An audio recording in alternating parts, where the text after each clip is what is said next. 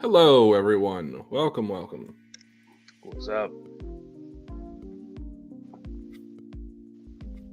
How's everyone's day so far, man? I'm tired. I know you weren't asking me, but I'm tired. I actually slept pretty good. I woke up, didn't feel groggy, slow, or nothing. All right, cool. I love those kind of days. I was like, oh, wow, amazing. I feel good.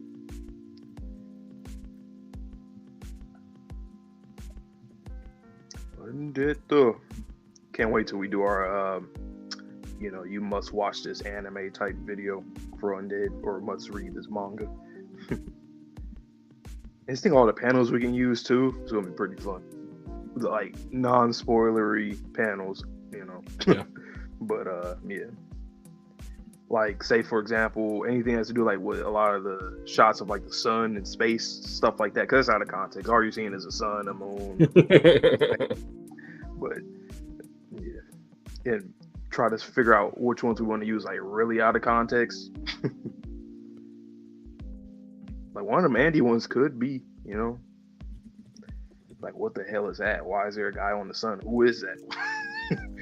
Maybe I need to pick up this manga.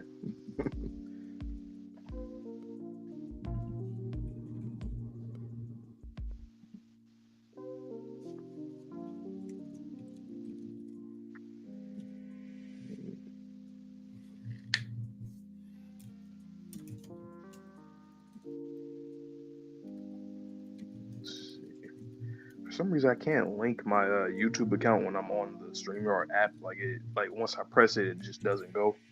But on the website, it works. Because I want to see the chat, but I have to like keep backing out and going to YouTube itself.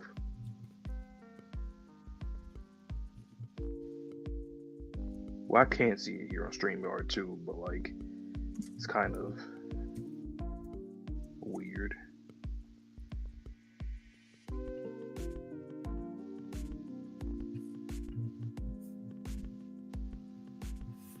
All right. I've now shared all the links everywhere that I know.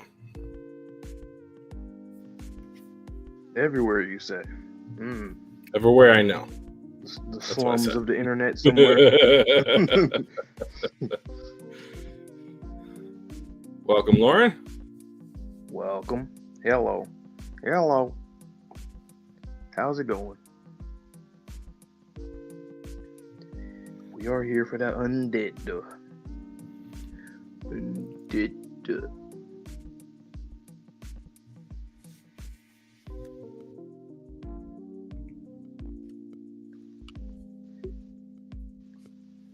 Victor Wembanyama of shonen manga. It's doing its thing. And once again, guys, tier list. So we're going to be doing tier lists every week until we run out. You know what I'm saying? At some point, we'll quote unquote run out, but we'll probably transition to just topics of undead and whatnot if we can't figure out like more tier lists. But characters, designs, the powers. Today we're doing what powers would we want to have and which ones we don't. Somebody already got their own tier. Yeah. Yeah. I'll give you one guess, but you guys know. It's all good, Lauren. As long as you showed up, we appreciate that a lot. Absolutely.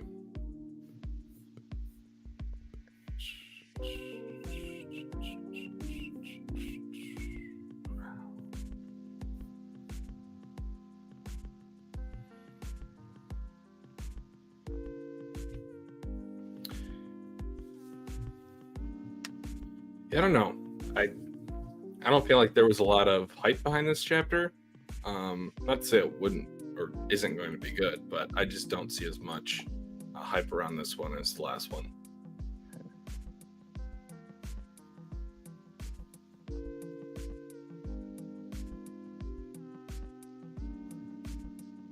I can feel it. We feel something coming up soon. We feel it. It's right there. Any chapter now. Very soon. It's coming. Waiting for it. Because reacting to something like that in real time for just one chapter at a time is going to be an experience for sure. I can't believe there were people that were reading Ragnarok chapter to chapter. My God. Right. Okay. Well, I know we'll probably talk about this, on another stream or whatnot, but now that I think about it, every series when it comes to, when you're reading it or watching it, there has to be an arc in that series where you're like, oh yeah, that's one of them ones. Do you think Undead Unluck has like an iconic arc, like a golden arc, the how people say, oh, the Marine Forge, or Farmland Saga, or Infinity Castle, those kind of arcs, Return to Shiganshina. Do you think Undead has one of those that you can put in a golded tier? As much as I like the Ragnarok arc, I don't think it's reached the level of iconic. Now, granted, I've only experienced it once. I've not gone back to reread it. And I also haven't seen the anime. So if the anime does a great job with it, there is a potential that I could feel a little bit better about that arc. But at the moment, I don't think so. I think the final arc does have that capability, though. The one thing I will say about the Ragnarok arc that it's by design, and we talked about this before, especially with the Nico betrayal, how things are just kind of moving fast. It needs to, because it's the end of the world, literally, so it has to kind of move a bit fast. But I'll say that's like the only thing that would hold that arc back for me is the fact that it was a little too quick in terms of pacing. Yeah. But like I said, that's by design, so it's hard for me personally to rank it. But if it had like a, like how I would have wanted to just see certain things kind of dragged out slightly more, I think I could already put that in an iconic arc. But then again, though, when you think about it, like Undead has a lot of arcs that are on par with a lot of arcs in other series too. When it comes to like just the average arc, I think they do better than most. But agreed. Iconic, it went on a run though. Ragnarok, man, it was a run. Yeah, it did. It was a run. Like, you had the Rip, Latla, that whole fight. You had Nico, Billy and Ruin, and then against Sun himself, and it was a lot. That's a good point, Lauren. Autumn Arc would be my second one that I would consider for like goated tier. Really? I think because of the manga just very briefly showing Autumn versus Andy and Co. And then like the outsourcing of the animation for that particular set of episodes. I can see why people wouldn't hold it in that regard, but I do hold it in a very high esteem personally. I put Spring ahead of that. And I like the Autumn arc mostly because of, Autumn, but I would say I'll put Spring ahead of that. I mean, we'll save it for that tier list, but my opinion might change up until then. Then for other arcs, I mean, a lot of stuff. Fight-wise, I would say they're definitely on par with a lot of other series. There's been quite a bit already, to be honest, from multiple characters too, not just the main characters, multiple, which is always dope. But yeah, Autumn is definitely a top-tier character. Like, I have like. To be like a side character, Autumn had like a main character type of aura, like in terms of how impactful they were. That it was ridiculous. I can't wait to see Autumn again, at some point, or Kira again at some point. But you know what's funny? The best like analogy I can make to Autumn is like Itachi, like very strong story presence, but like on panel, very little. Right. It's crazy. That's actually really crazy. Itachi, I think I've seen that one time. They were showing like all the characters in like their chapters, like how many chapters there were in the manga. And I think Itachi was like very low from what I've seen compared to other characters. I'm like, damn, it was a lot of weight, but he wasn't on screen that often. Yeah. But should we just start then? I mean, I know it's not a lot of people here. I can't see it on my That's right. People are here. I see 4 viewers at the moment. It's a little bit lower than normal, but this was a little bit delayed. And again, I don't know how good this chapter is, so you can get it started while your phone's not the sun. Right. All right, so we're gonna get started. And plus, Lauren, since you said you won't be able to be here, we'll start it for you anyway. Because I don't know how long you'll be here, but we get into the chapter, man. And once again, you guys know the drill. We do a blind react. So we do a solo reaction first, and then we'll let the other person know when we're done so they can do their reaction as well. That's how we've been doing it ever since we reacted to the volumes. But now that we're up to date, it's going to always be like this for every Sunday so that you can get both of our reactions on camera without, like, you know, having one person off camera and don't get their actual facial reactions and whatnot. So, but yeah, let's get into this chapter, man. Yep, you're welcome, Lauren. All right. It was dope though seeing Tatiana be with hanging out with Betty and whatnot. And I really hope that, you know, obviously she joins the reunion, and I just want to see a Billy and her connection again, even though it's different because they're different people now in this loop. But all right, chapter 215 is called Rehearsal. Let's be friends, Tatiana. Like, panda. Hey, good stuff. It worked. Makes sense. She knows what Tatiana likes after all. They must have been friends in the previous loop. You should be ashamed of yourself. No matter the reason, when you don this mascot costume, yes, you become someone who makes dreams come true. Yes, you're right. There is no excuse for you to take off your costume in public. Yes, very sorry. Our boss is getting lectured. I got overly excited and forgot myself. Well, whatever. I was the one who ran off. It was a good plan. You're my new bodyguard, right? Huh? Hello, you two are fired as of this moment. Huh? Don't hum me. It's been 5 hours and you still haven't caught me. Better yet, I think you two should resign voluntarily. Say that I was too much of a problem child or something. No, but if this incident were on your record, it would blemish your professional reputations, right? Are you okay with that? You won't be able to survive in an industry with that kind of history. Ugh. Thank you for considering our reputations. Yep, thanks. And there you have it. You're on the job. Huh? What job? What job? Being my bodyguard. What? I have a rehearsal for the show after this, so come along. Yes, ma'am. Whoa, that's our boss? She's got her wrapped around her finger. You guys, come too. Right. Miss Tatiana is entering. I'd like to check the fit and the time required for you to put on your dresses. How many pieces? 3. You want 5, didn't you? I'll wear them. Oh, you will? What do we do about Miss Tatiana's untouchable? Do we make it manifest? Tomorrow's fashion show should be the window for it, right? I don't think we can prevent it from manifesting, huh? But I do think we can at least delay it like we did Mr. Nico. In Mr. Nico's case, his manifestation was dependent on a specific catalyst. The death of a loved one, we countered that by postponing that death. But Tatiana is different, I think. I think she'll need to not only keep avoiding her parents, but large crowds altogether. Do you think she can? A girl as charming as her, constantly avoiding people? There's only one solution. We need to use our negation abilities on the tragedy that's about to occur from Untouchable and suppress it to prevent any damage from being done. So that's how we're going to attack it, huh? I feel like this is going to be kind of, I don't know. I feel like it's gonna be a little dangerous. Like, we have to, like, really enact our own abilities too. It's not just as simple as, like, trying to be diplomatic or getting somebody away from a situation, like away from an area, like crowd control. I mean, kind of that is one thing that we're kind of doing, but it's like we have to be active in this one. Damn, that's gonna be tough.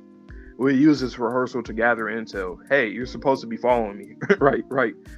The route the models take, the distance between the crowd, the escape routes, we'll get a grasp on it all. We'll get a grasp on it all and work out a plan. Yikes! This place is so not for me. Maybe I should appear in the fashion show too. You? Pardon? This is amazing. I think I can snap some pictures. Snap some pictures. I don't know why I had a tongue twister for that. This place is huge. It could easily fit 1,000 people. There are camera operators packed on the sides of the runway, huh? The models walk to the edge of the runway. This is probably the manifestation trigger point. Structure-wise, that's smack dab in the middle of the venue. So if we don't avert it, everyone in the venue is likely going to get pancaked. I like the diagram there too. That's another thing that mangaka, and I like that Tezuka does, because a lot of mangaka aren't really that good when they try to draw like diagrams of a hypothetical situation. Sometimes they put like very simplistic art to it, which makes sense because you don't have to go all out with it. But I like when you can like when they do add a bit of pizzazz to it. And I like how he's doing it, showing the venue, showing where the center of the area and where, and how the crowd would end up getting fucking flattened basically if her ability went off and whatnot. So I just like how that was illustrated. Can we really stop it? You said the compression is unreal, right, Fuko? Physical means might be a no-go. But that means an ability against ability approach could work, like using my unmove, right? Yes, but your ability alone won't be enough. Unmoved targets are limited to things you perceive, Chikara. Her untouchable area is invisible. Oh, I see. The only thing you can stop with unmoved is her clothes. You won't be able to stop the area from leaking out elsewhere. So basically, if we can make the area perceivable, hey, right. Say for instance, hey, are you listening? Huh? Oh yeah, what are you spacing out for? Okay, well, how is it? Huh? This is the outfit I'm closing with. My favorite designer made it for me. What do you think? Yeah, it's wicked sick. So the clothes are still wearing me, huh? Huh? That's not true. I've never seen a prettier sight. You mean the clothes, right? No, it has to be both or there's no good. I come across clothes I should wear and do a walk worthy of them. If everyone sees that and smiles, then I can take a step forward. Tomorrow will be the culmination of those steps. I'll take these clothes before the show, guaranteed. I'll tame these clothes before the show, guaranteed. Come on, quit slacking. I'm heading out. I like how she talks about fashion. The way she talked. See, I come across clothes I should wear and do a walk worthy of them. As a model, doing her model stuff. And to look at the people. If everyone sees that and smiles, then I can take a step forward. So I like that. See, she's very much a model, very much an expert at that. And I like how she says, I'll tame these clothes. I don't know, that's pretty cool.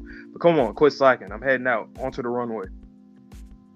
Tatiana is so strong, both in the past and now. This is the stage that Tatiana strives to achieve in this loop. I won't let some tragedy ruin it for her. Her ability is going to manifest, but that's exactly why now is her chance to really shine.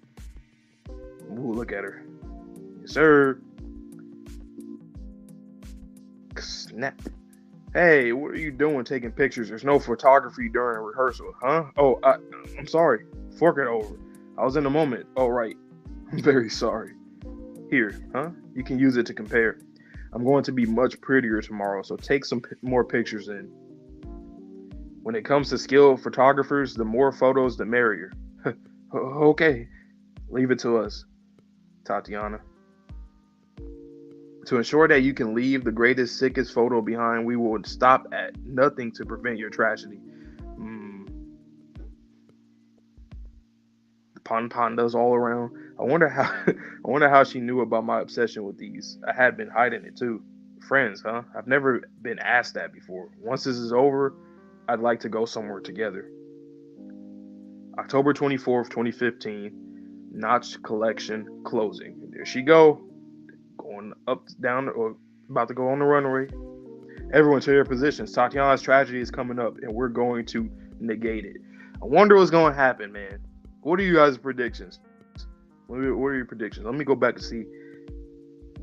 Because on my end, the chat is always kind of like delayed for me. Or, well, obviously delayed, but like, let me go to YouTube.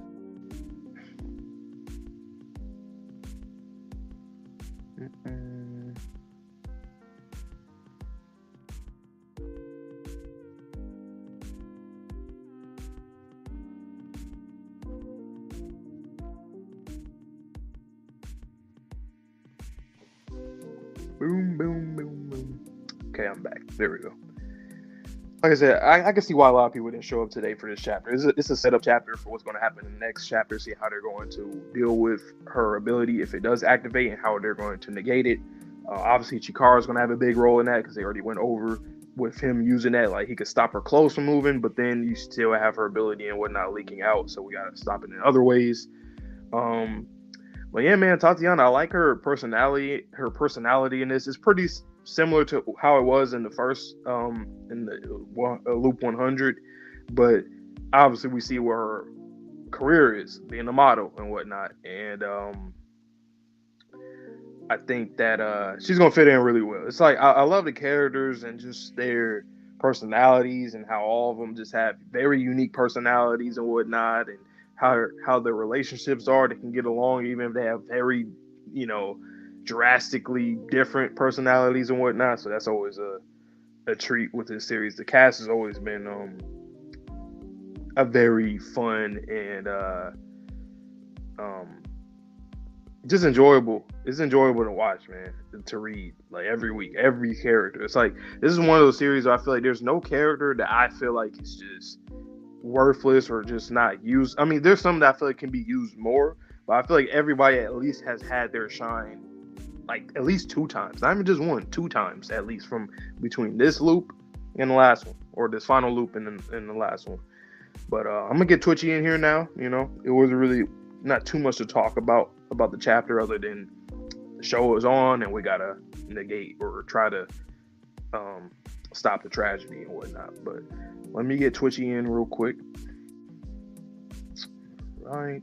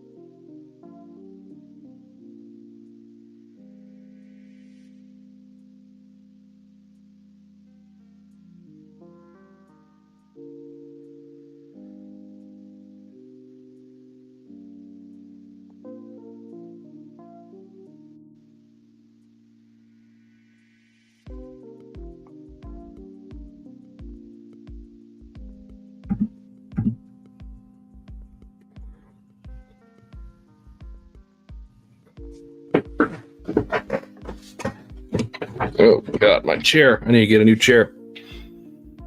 Same. same. Okay, let's waste no more time. Chapter 215, Rehearsal. Let's be friends, Tatiana. ... Hey, good stuff. It worked. Makes sense. She knows what Tatiana likes, after all. They must have been friends in the previous loop.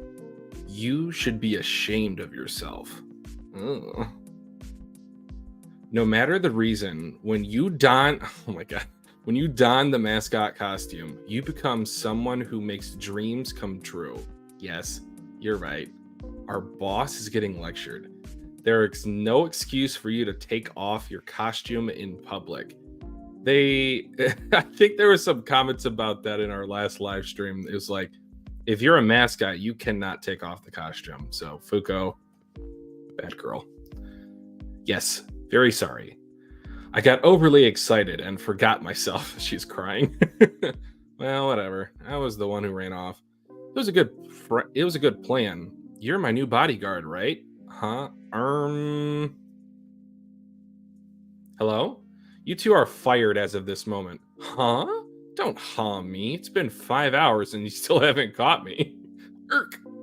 Better yet, I think you two should resign voluntarily. Say that I was too much of a problem child or something. No, but if this incident were on your record, it would blemish your professional reputations, right? Are you okay with that?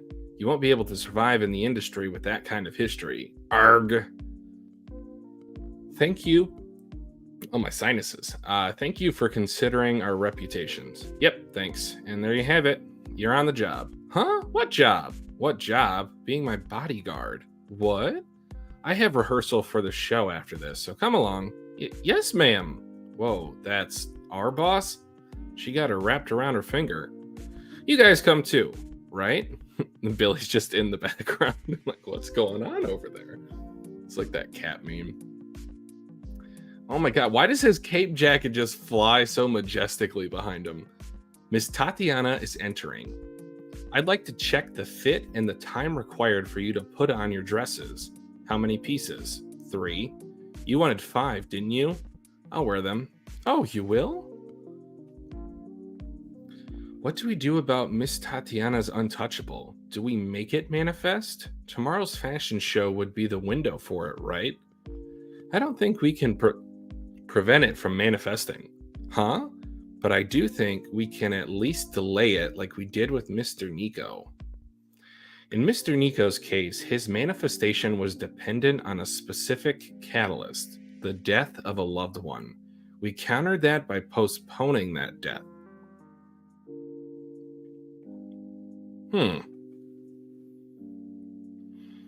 I think I also remember them saying that the Negator abilities, it was kind of like destined for them to have them, and Ano Un's the exception.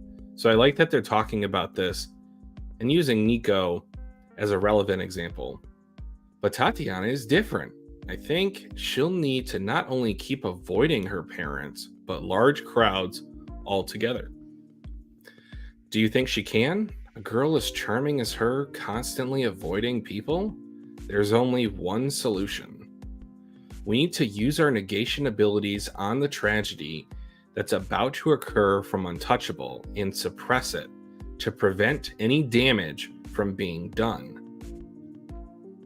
Wait, why did they show Julia there? Julia doesn't have her ability yet, does she? Interesting. We'll use this rehearsal to gather intel. Hey, you're supposed to be following me. Hi. The route the models take, the distance between the crowd, the escape routes, we'll get a grasp on it all and work out a plan. Yikes, this place is so not for me. Maybe I should appear in the fashion show too. You? Pardon? This is amazing. Think I can snap some pictures? This place is huge. It could easily fit 1,000 people. There are camera operators packed on the sides of the runway, huh?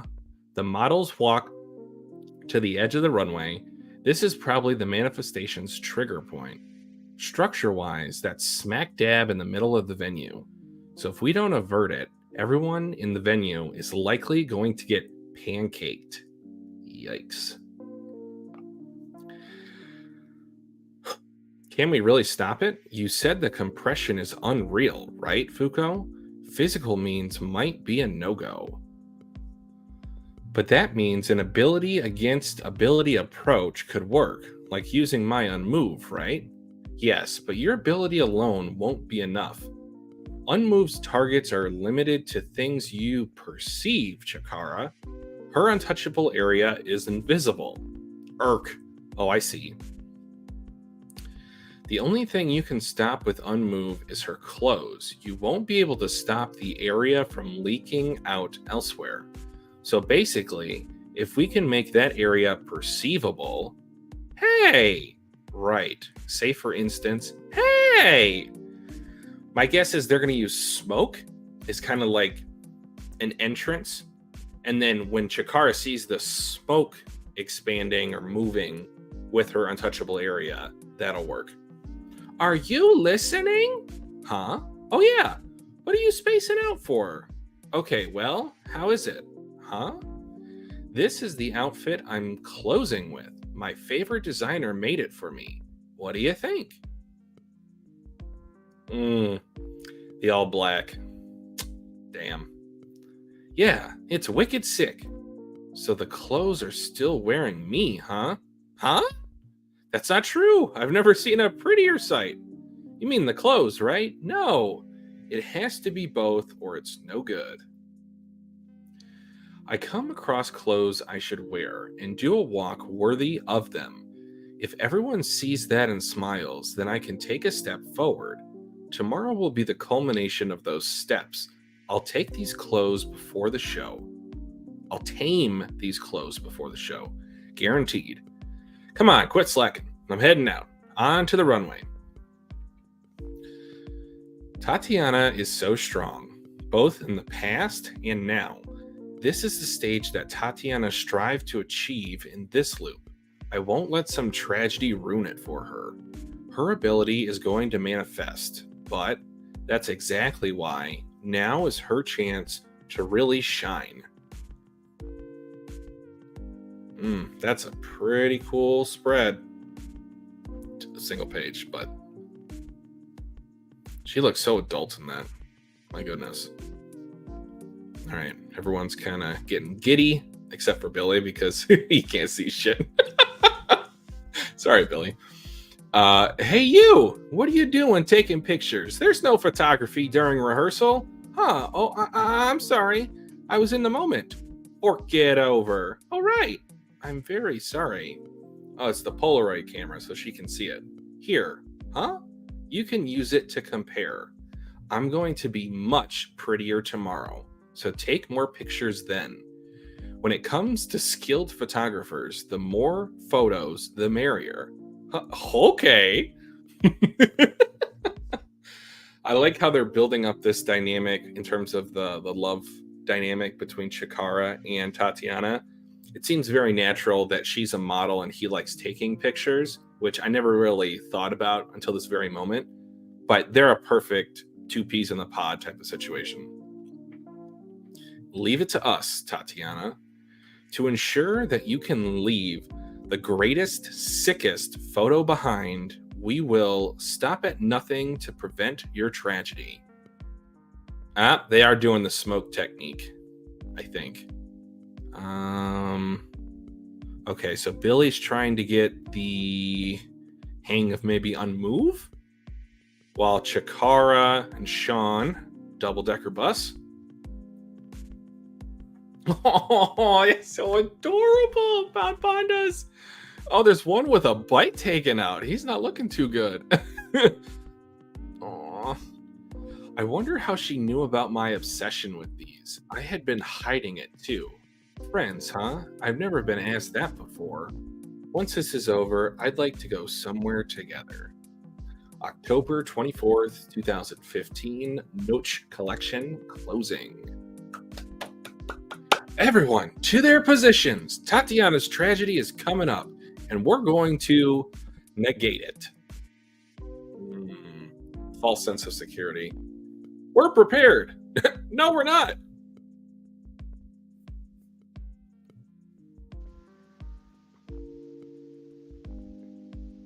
This was a chapter setup. We'll see what happens. What do you think? What do you think is going to happen? You think something is going to intercept/interfere? I got an idea. I think Julia's power is actually going to activate here. Oh, really? Why? So we don't know what were the initial conditions under which she got her Negator ability in the first place.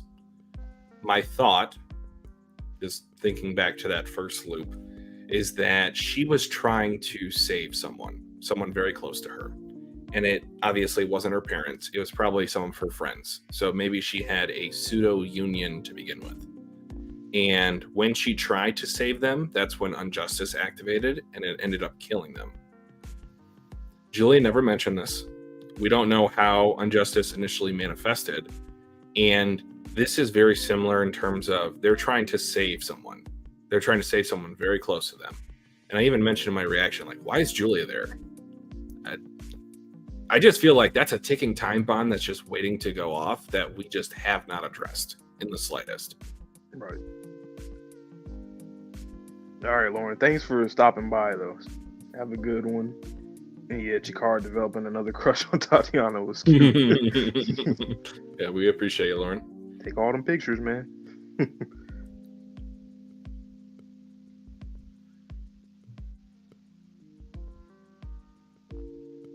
But yeah,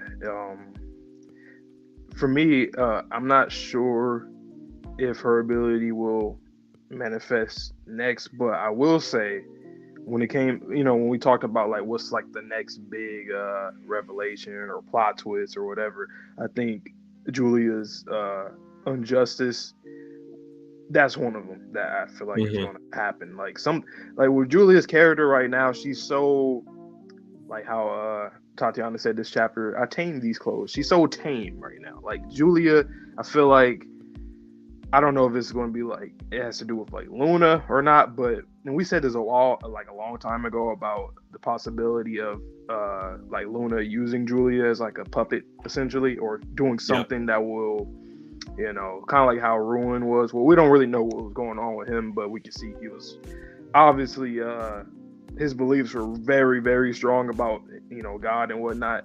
I think something, maybe not to that extent, but something similar for Julia is going to happen. I think that's going to be one of our first major setbacks. Is whatever happens when she manifests Injustice is going to be the turning point. So it was made a point in the last arc with Kuduru that Soul is able to influence the actions of people, specifically Negators, by inputting souls. Do we feel like Julia's young age in this loop is going to be a hindrance or a benefit? Given that, like, I don't feel like she has any control over soul powers because she hasn't been old enough to train them. So I feel like Julia could be like the next betrayal, which that would be a wild situation if Julia/Juiz was the one that actually betrayed us via soul. Ooh, I can see the whole scenario. Like, I think that's going to happen. And what would it take to get her back on track? Remember, probably, right?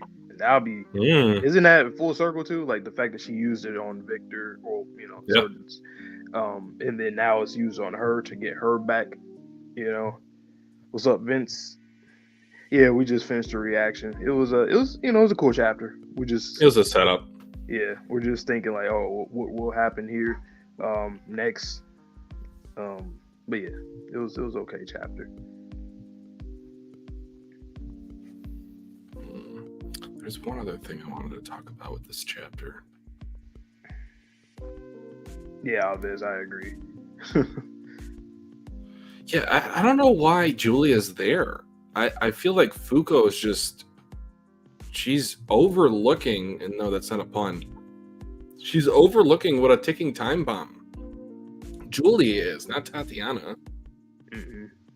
Because if you want to do something and then Injustice activates, you're going to do the exact opposite. And then you have no choice but to do the exact opposite.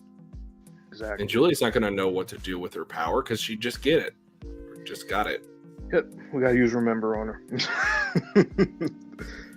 So how do you think Remember works? Do you feel like it's like an on switch and everyone regains their former memories? Or do you feel it's got to be like physical touch, remember to the person, like a tap to pay? I feel like I almost feel like it's one of those things where it would happen in a way where you don't need to get physical to use it. Because like when we seen Juiz use it on Victor, it's like, okay, she forced that. Like I don't think that's the normal, natural way to do it. I feel like they could probably find a way to like I'm sure Nico, for example, he could find a way to use some kind of tech that can like give it to people, maybe like in a. Oh, I see. Yeah, like in a Bluetooth format, or if you simply have to touch it, something like that. I feel like it would just be more safe, I would say. Maybe like a area of effect proximity, kind of like the Umas. Yeah. Or put some kind of helmet on their head or something, and then electrical currents or something. I don't know. And it just, yep. That's good. Still hope we get more Kuduru. I feel like we will. Because, like, I feel like she, especially with Tatiana, I think that's a good way to start. Because, I mean, they're both idols, well, model/idol.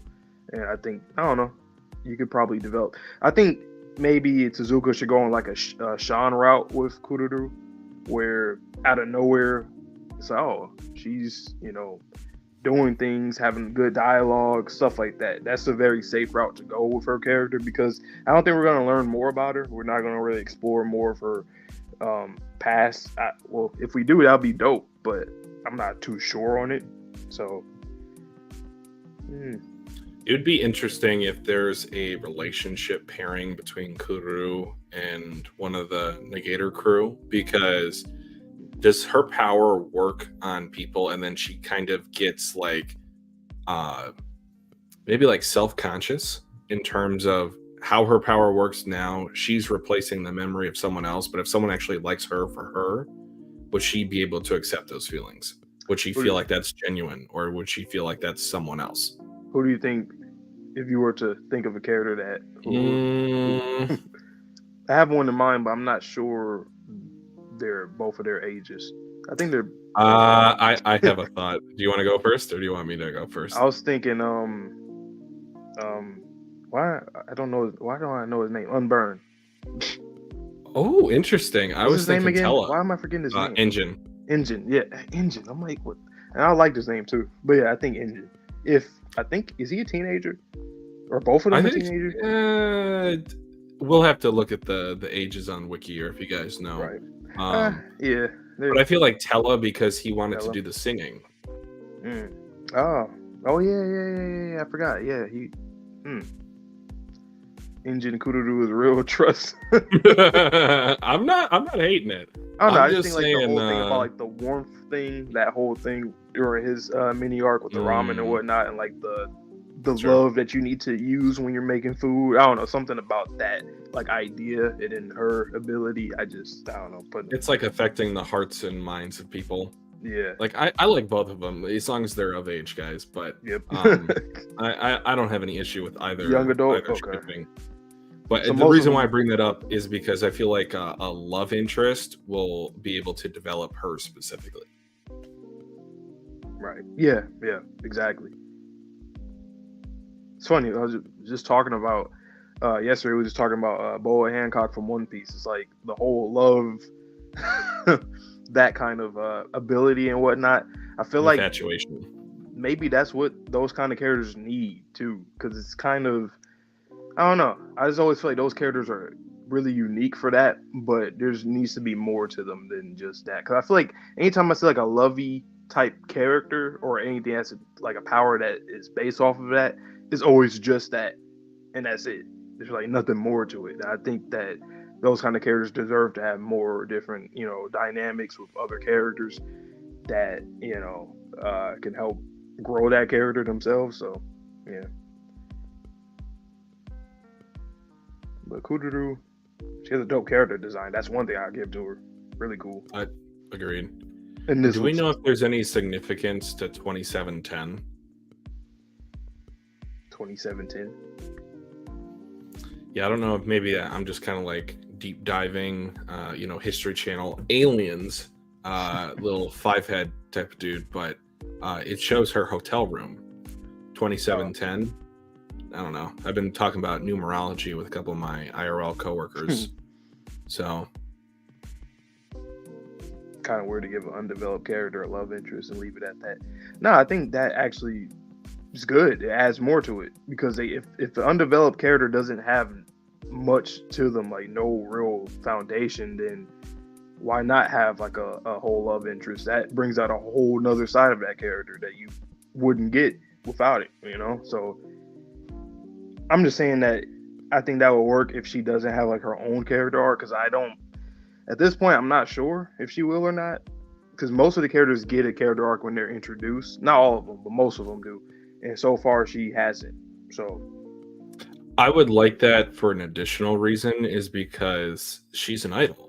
If she doesn't give up her idleness, because she was essentially kidnapped last arc. So if she still wants to be an idol, like how would that work with her dating? Because officially, she's not supposed to have a boyfriend or a girlfriend.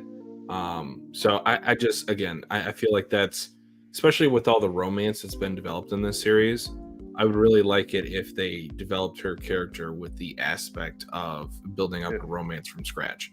Because people fall in love from first sight. Yeah. They become just a relationship. I don't think that's true. That's not always the case.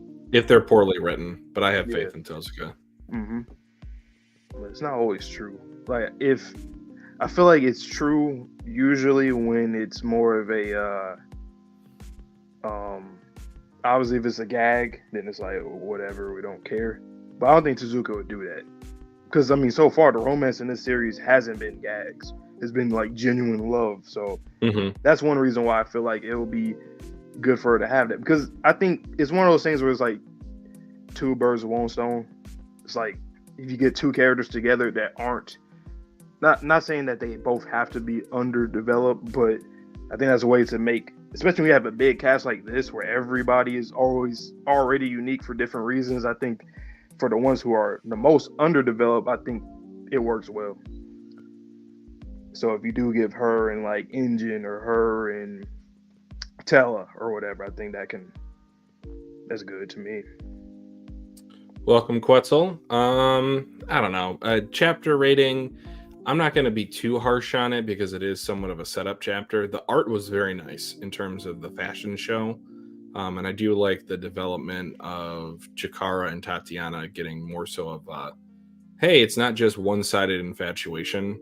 This loop, it seems like it could be developed into a genuine romance. I'd probably say like a six or a 7. Yeah, Like, it wasn't bad. It's just it didn't like blow my mind.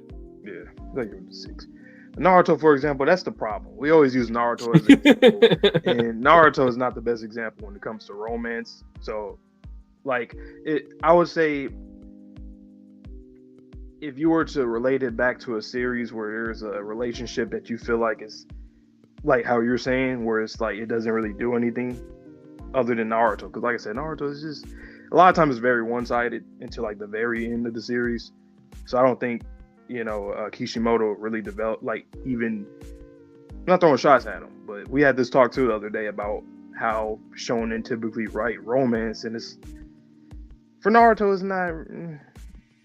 It seems more like an add-on. Like at the end, they were just like, okay, and everyone's getting together now that the war is over. Yeah, and that's not what we're saying with Kudaro. We're not saying that she just needs to be with somebody and that would be the thing that that would make her better. I just feel like it's one of the things because I mean her ability is already kind of up that alley. It's a really unique way to attack something like that because this series, the abilities, the personalities are one and the same pretty much, and I think it would be really unique to attack something like that.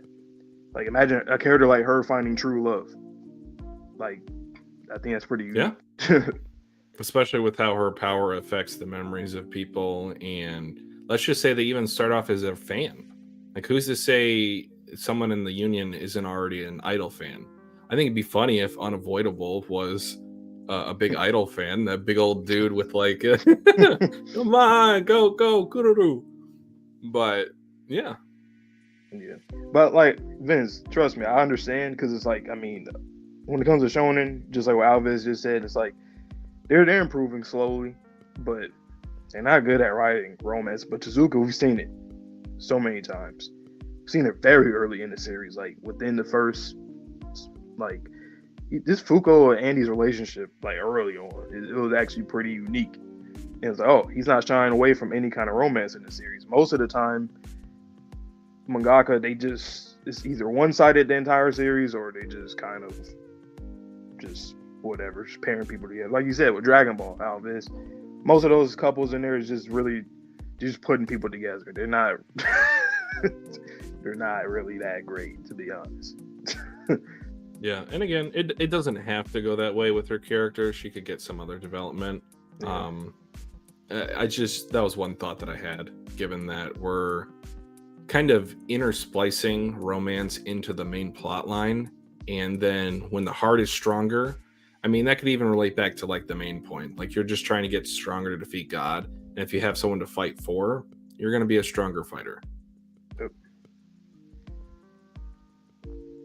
Speaking of Yusai, man, Yusai is my girl, man. Please, Tezuka, do more with her. Give her something. Oh my God. Cool, if we're going to talk about like underutilized character tier list, she is at the top. I thought she was going to be utilized even more back in. That's another thing I will say actually about the spring arc. I expected more out of her character, but it just wasn't the focus. I mean, she got more in that arc than she has in this entire loop. Yeah, it's funny though. I actually like her more in this arc, even though in that arc she did more. It's kind of equal. She did just about the same, to be honest.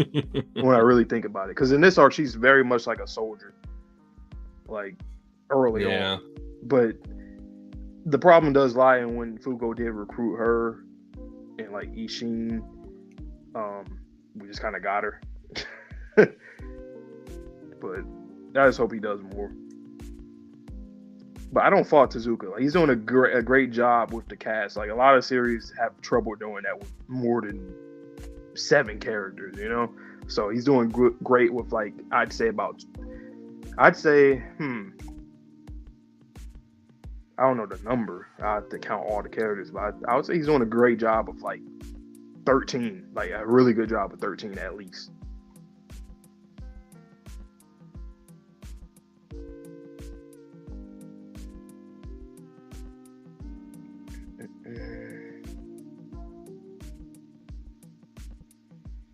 All right, so do you want to hop into the tier list now?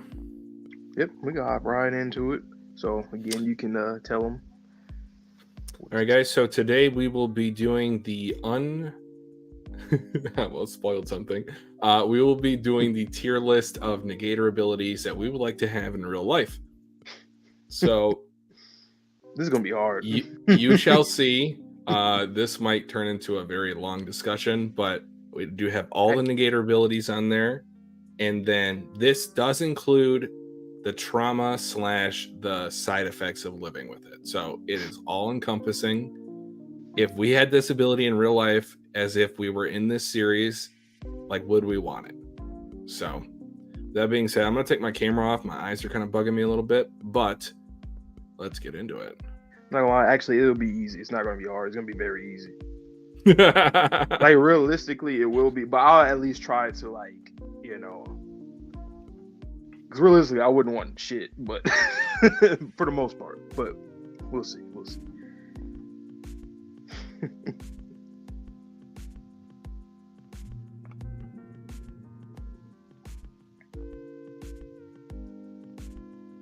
Yeah, you guys have done shit in a year. Damn.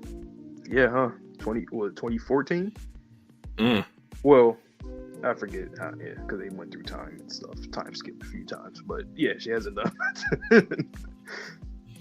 So you may have noticed, Nico has his own untier. Yep. Screw that. None of us want unforgettable. Yeah.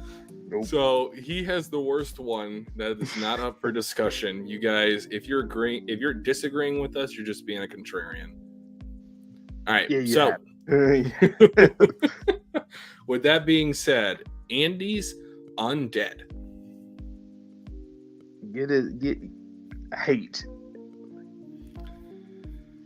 Huh. I mean, because we've talked about this a lot. Like, he's essentially immortal, you know? Like, I don't fuck with that, man. I don't. It would either be hate to have or bad to have, because I feel like there could be some benefit to it. It just depends on the world. So would there ever be a chance that I could get rid of it, like Andy is holding out for? Or is it solely, I am the only one in this world with a Negator ability, and it's this one? Can't do it, man.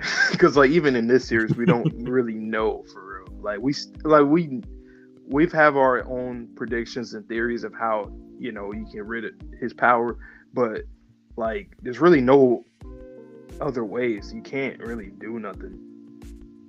Like you can't get rid of it in normal circumstances. Like imagine in real life if you had that ability. What would you do to get rid of it? You can't do nothing. I mean, all things considered, whether we're talking about loops or just this world, you would be able to create your own world, because there's no way that you can, unless you were, you know, prodded in terms of you've been captured, which did happen to Andy. So I think I'm more so talking myself into the hate to have category, but maybe not as much as, you know, some of the other hate to haves moving forward. Okay, let me think about this again though, because in reality, even though I think immortality, because Alvis made a good point, and we've talked about this before, is immortality essentially is really great for a while until you're here for so long and you can't die, and then it becomes a problem. So realistically though, it might not be like a hate to have, it might be closer to a bad to have, only because it's like it's good to have it for a while, but then it turns bad, and then it can. It would be a okay experience for a while. Yeah, it changes a bit. you know, because a lot of these powers are like in the present time, and when you get it, that's kind of like your opinion on it will pretty much stay the same. For his, it can change. It can even probably get good again at some point in the future. You don't even know. So it's pretty flux. I don't know, man. I say in the end it is bad to have, but it's not a hate. I think it depends on your personality, because if you're just a curious person, you could literally find out the answer to everything. Yep. You could become a doctor, you become an astrophysicist, you become if your body keeps up, you could just have like peak physical strength like for your entire life. You could, if you're not going to die from a heart attack, you could eat whatever you want. You can go 400 pounds. Yep. All right, next up, Billy and his unfair ability. Now, this one does come with an asterisk. This is assuming other Negator abilities are on the world, because otherwise you would just have a superpower with no superpowers to copy. Right. So it's kind of like, that's kind of unique to think about. Like how, like, does it? So then, I mean, you have the ability, but it will never work. Well, yeah, it depends how you feel about this one. Like, do we view it with there are no Negator abilities in the world, or this is the only one? Right. I mean, that's the tough thing about saying like in real life, because in real life nobody else has this other than us at that point. So yeah. I guess I can answer it in two ways. If other abilities exist, that's going way higher, like high up. Plus the fact that like his conditions with it, you know, we're not like Billy. You know, we're good people, but we're not as kind as Billy is. So it was a lot harder for him, you know. But well, at least from Loop 100 specifically. But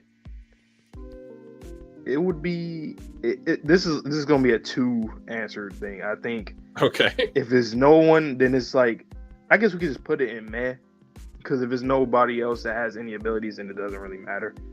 So, I mean, I like that. I will say that depending on the abilities that are added to this world, like this could go up or down. Mm-hmm. Like if Unforgettable is the only other one in the world, hell no. Yeah. Yeah, exactly, Vince. Unfair only works if you're like sort of a supervillain. Exactly. Sort of a supervillain. It is meh, because it's like it's really, it's meh. Furion asked a question in the chat. How does Fuko know about Tatiana's tragedy when this didn't happen in the previous loop? I think she's just anticipating the worst in terms of what would be the greatest tragedy for her to encounter in this loop's iteration of Tatiana. Yeah. That's my guess at the moment. Yeah. Because look at what happened to Gina. Oh dear God. Exactly. That's exactly what I'm comparing it to. It's very similar to Gina's situation, or the possibility.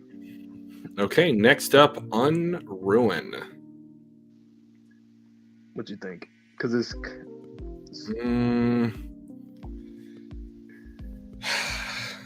it depends on your concept. It's all perception based, because if your death is perceived as something that ruins you, you cannot die. But you can die under certain circumstances. I feel like this would be bad to have, but I don't know. I honestly don't know, man. It's like, yeah, it's a diet undead, huh? Yeah. It's Diet undead. I mean, I guess it'll be in the same tier. I would put it above Andy. So what that means is I would prefer to have Unruin rather than Undead. Mm-hmm.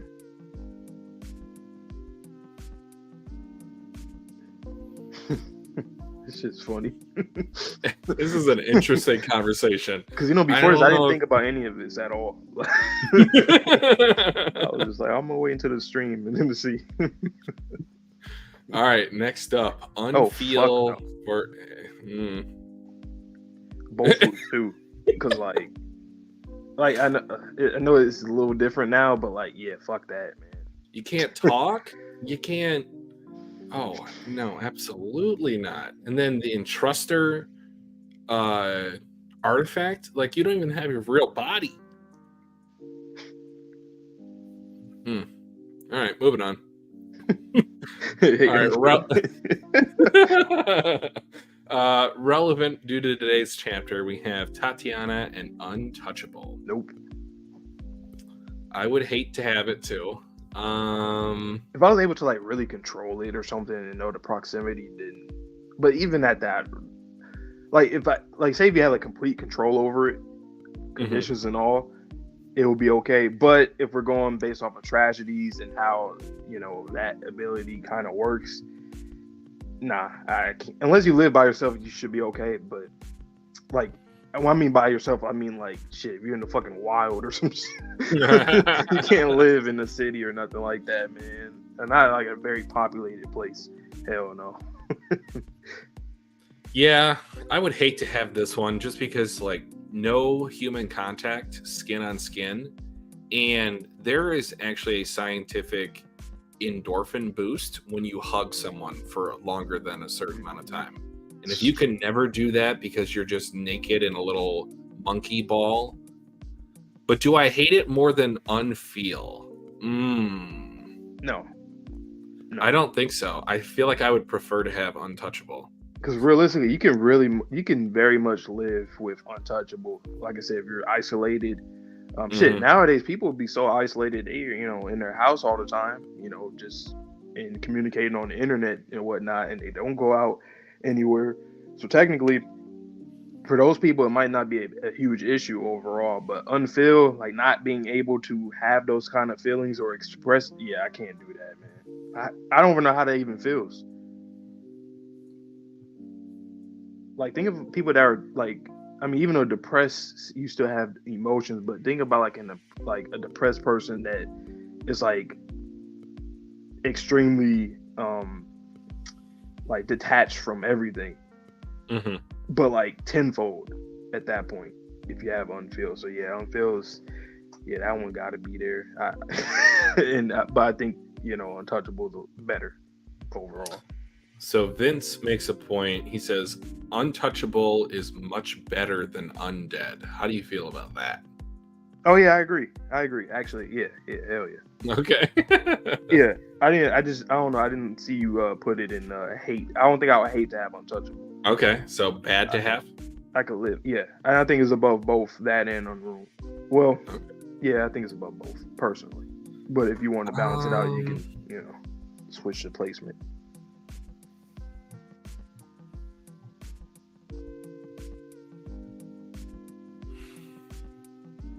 I don't know. At least with Andy, like you could hug who you loved while they're still there. No. We don't understate the torture floating in space, but that's just if that happens. Like it will happen. If the sun blew up and shit in a billion years or something like that. I mean, that's getting worried about the sun in 3 billion years. That's the problem for 3 billion years. Exactly. So that's why I think Undead, out of all of them here, for the most part, that one's the most it's the most flexible because it can always change for you. You like for a long time it could be very good. It could be good for 500 years for you.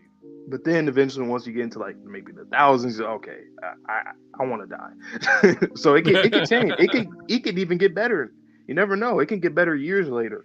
Like say if a alien species came here and they seen you floating, just drifting in space, and then they got you. Now you're on a new world somewhere else, and now you can actually, like life kind of comes back to you, and you get to like enjoy your time living. And then that planet gets destroyed, and the same thing happens again. Like at some point, you will want to die, but I think things can get better. I don't think people think about that. Things could get better. We just don't know, so. I mean, and you can even do it yourself. Like if you have enough, medical know-how or technological know-how, I mean, they keep saying over time, we're trying to become maybe like asexual species to where we're not going to need a partner. So no, Vince, we 1000% trust us. We talked about this No, I plenty of agree. times. I agree. Like, it's genuinely one of the worst to have, but it's just the point of, like, there are still a lot of years you can go with where you can actually enjoy it. A lot of these other abilities, you can't enjoy it From the ever. start. Exactly. So at least with Undead, you can enjoy it for a certain amount of time, regardless if millions of years pass. Yes, it could be ass by fucking 600 years, but for the most part, it's better than the rest, like, numerically. And plus, like, his power set, like, I don't even know what I would experience when, like, you split your bones from your soul, from your blood, from your... Ugh. I would like to experience that just once, even if it would be terrible, just to know what it feels like. Yeah. That's just me. Mm-hmm. Okay, next up, Sean Dot's Unseen ability. I don't think that one's that bad. I think people will make it bad in their head, like worse in their head, but I don't think it's that bad compared to the others. I feel like it's definitely more positive than negative. And especially with how Sean is as a character, he likes to be the center of attention. I do not. That's his. Yeah, exactly. That's his problem. That's his problem, not mine. So this I feel like is more detrimental to him as a character than it is to me as a person. I would put it either great to have or meh to have.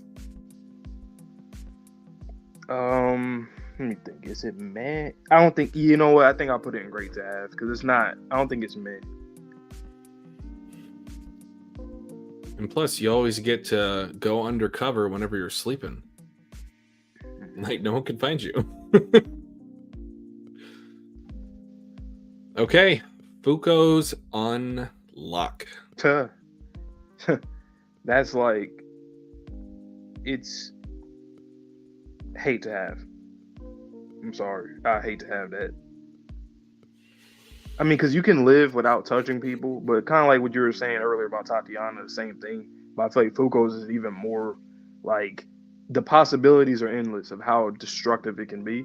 And I don't want to be a walking natural disaster. So just in case, because you never know what can happen. You might touch, like, no, I can't do that, man. Me personally, in my real life, I can't do that.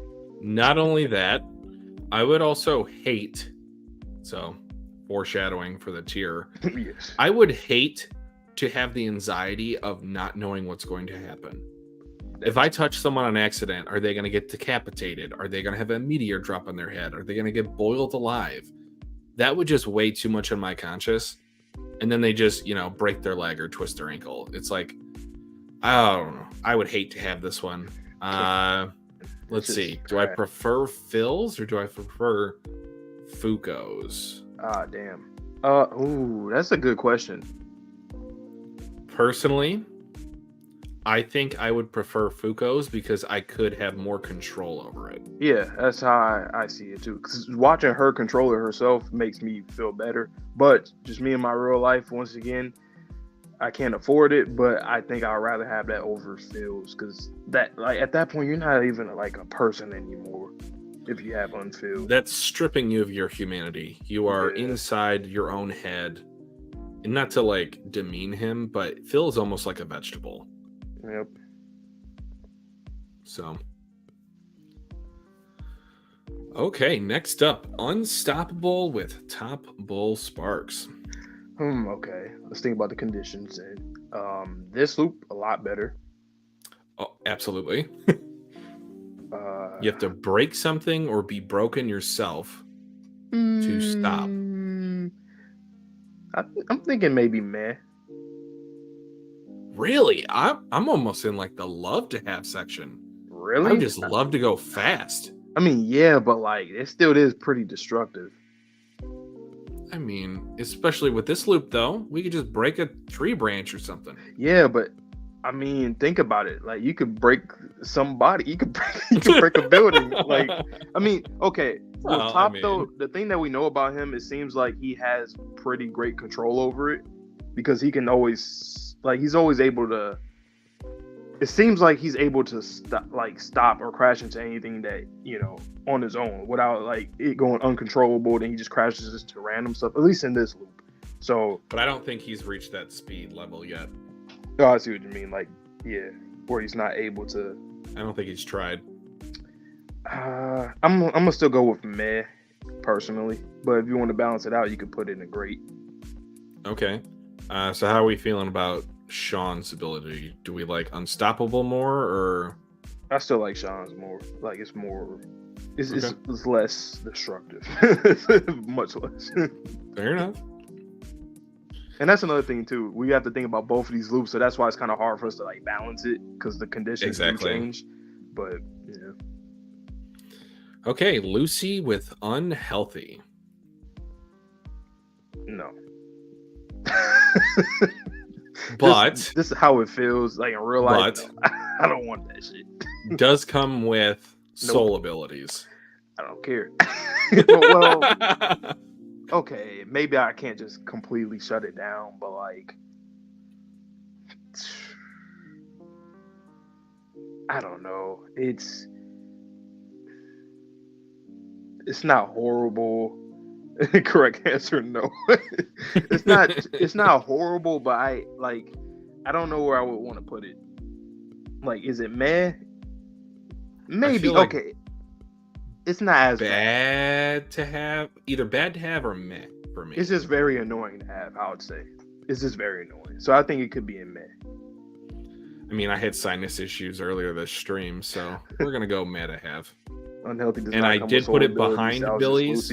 That's what I was thinking, but I wasn't too sure because I mean, it's Lucy. Like I would assume that her power gave her that leverage because she's never done. She's new to everything. But I don't know, Vince. It's not like guaranteed, but I'm just saying it comes with the possibility for you to have soul abilities. You know what? If I'm thinking about without that, well, I'll still put it in meh though, because it's not that crazy. At least bad. Think so? I don't know, man. Like I know being sick and all that is very annoying. Everybody knows that, but like, I mean, that's like real life, you know.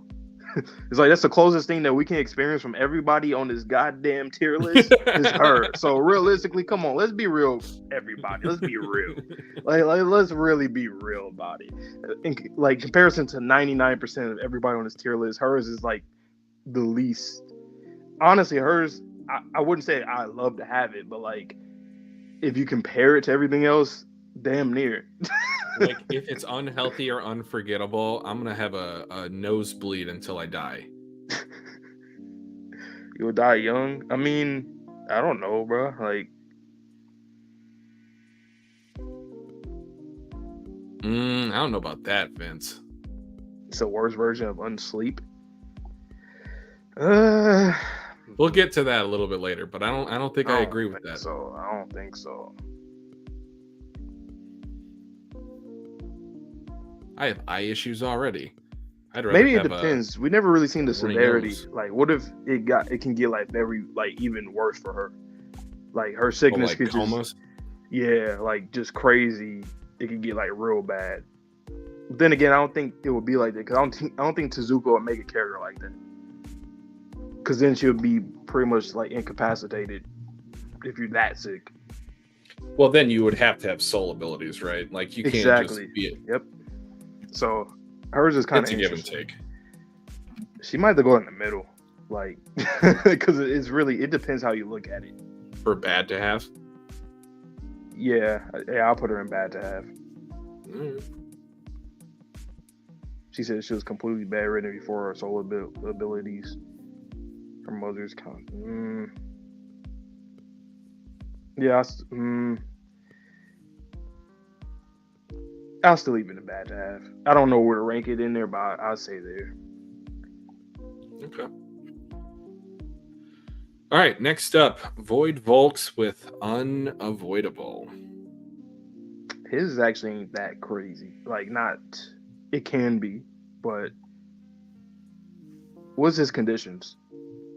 His very so whenever he has a fighting stance, you cannot avoid his hit. I low-key will love his. I would love to have it too. And then plus it has the added bonus to where the top prize, don't avoid me now. Like if you wanted to, you could gamble and always win. I don't feel like there's really a downside to this. I've always thought that. I always thought that I misunderstood his power because I never really like seen a downside compared to other characters. I guess maybe you have to assume a fighting stance and you can't always do that, but yeah, I love to have it just because I can live my life normally. And that's, for me personally, the way I look at this tier list is just how normal I can live my life. Or at least that's how I'm ranking it in my head, how normal. And if you never assume a fighting stance, you just never use the ability. Yeah. Yeah, I feel like that's a pretty easy one. Yeah. All right, Akira Kuno Unknown. Get your ass down there.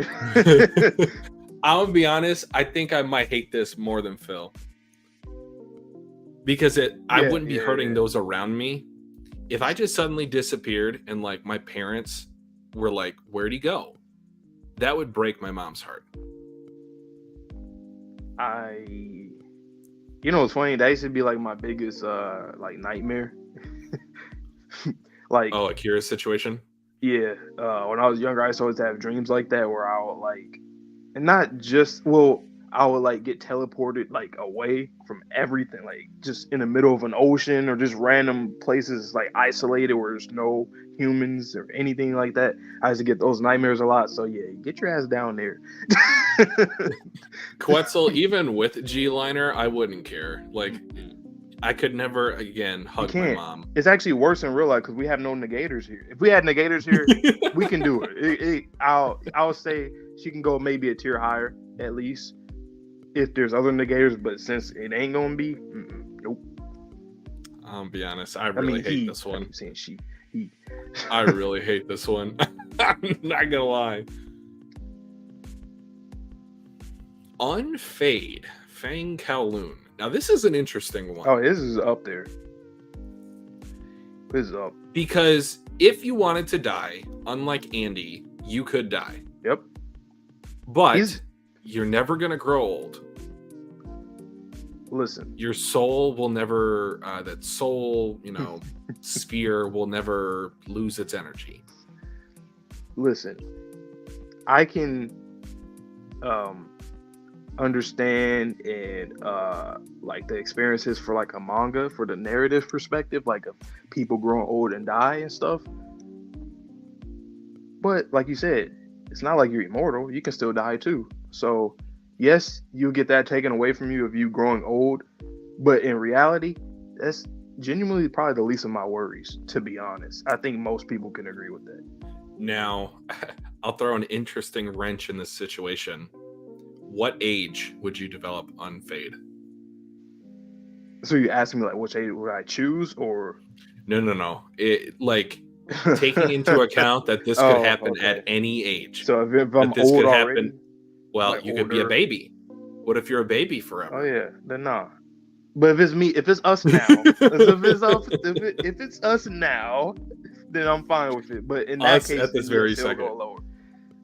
Vince asked for the tier list. Do you still have the link for that tier list?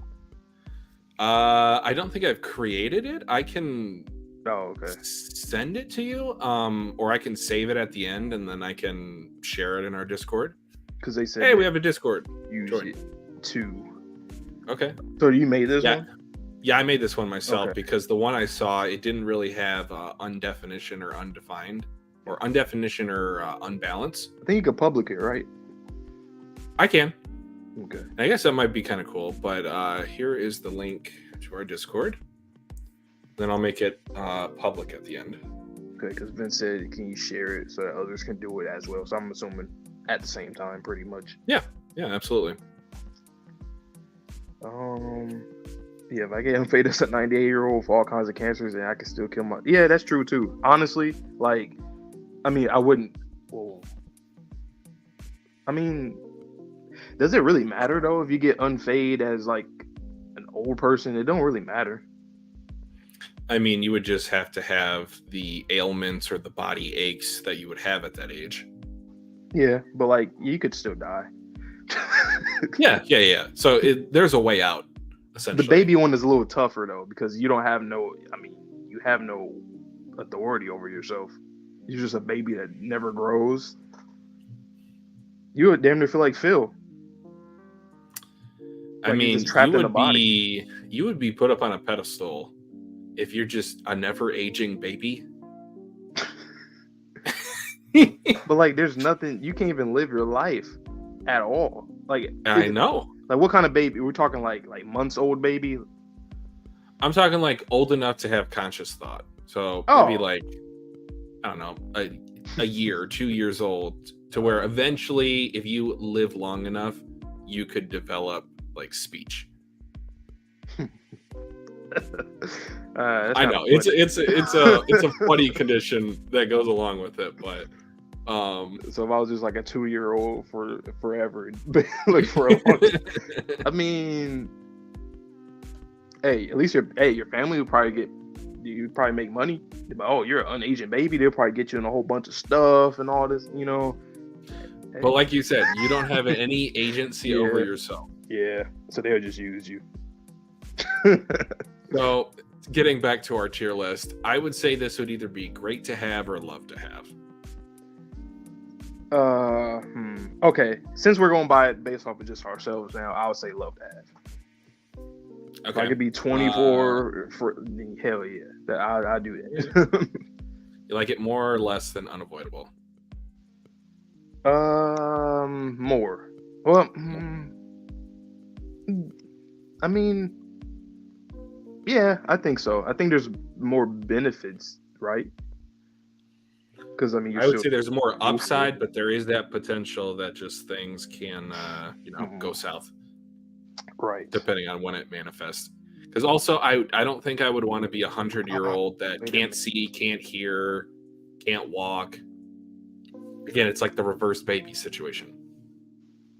But the one thing I will say is that does it kind of like, can you like change yourself? Like for him, he was always like just very like healthy, fit. He's at the peak of his life, and he just stayed that way. So yep. Does it stay like that, or can you change things about yourself? Like, let's say if I wanted to get into like shape, can I still do that, or can I not do that? I would say you could. Okay. Because if not, I'm like, you don't grow older, but you can still change your physical body. Just age. Well, okay. Then yeah, you'd be like a super baby. Government gonna kidnap you and experience. Yeah, they're gonna kidnap me if I was a baby unpaid. So I would I'll put them behind Void just because I feel like the downsides are a little bit like concerning, but it's still in the love to have category or tier. Every peak that your body stays. Okay, so Unfade makes it so that every peak you achieve in your body stays that way. Huh. Then that has a lot of upside then. Well, never gain weight, for example. So that means you can't change then, right? Every peak you achieve. So you wouldn't even absorb like the nutrients then, right?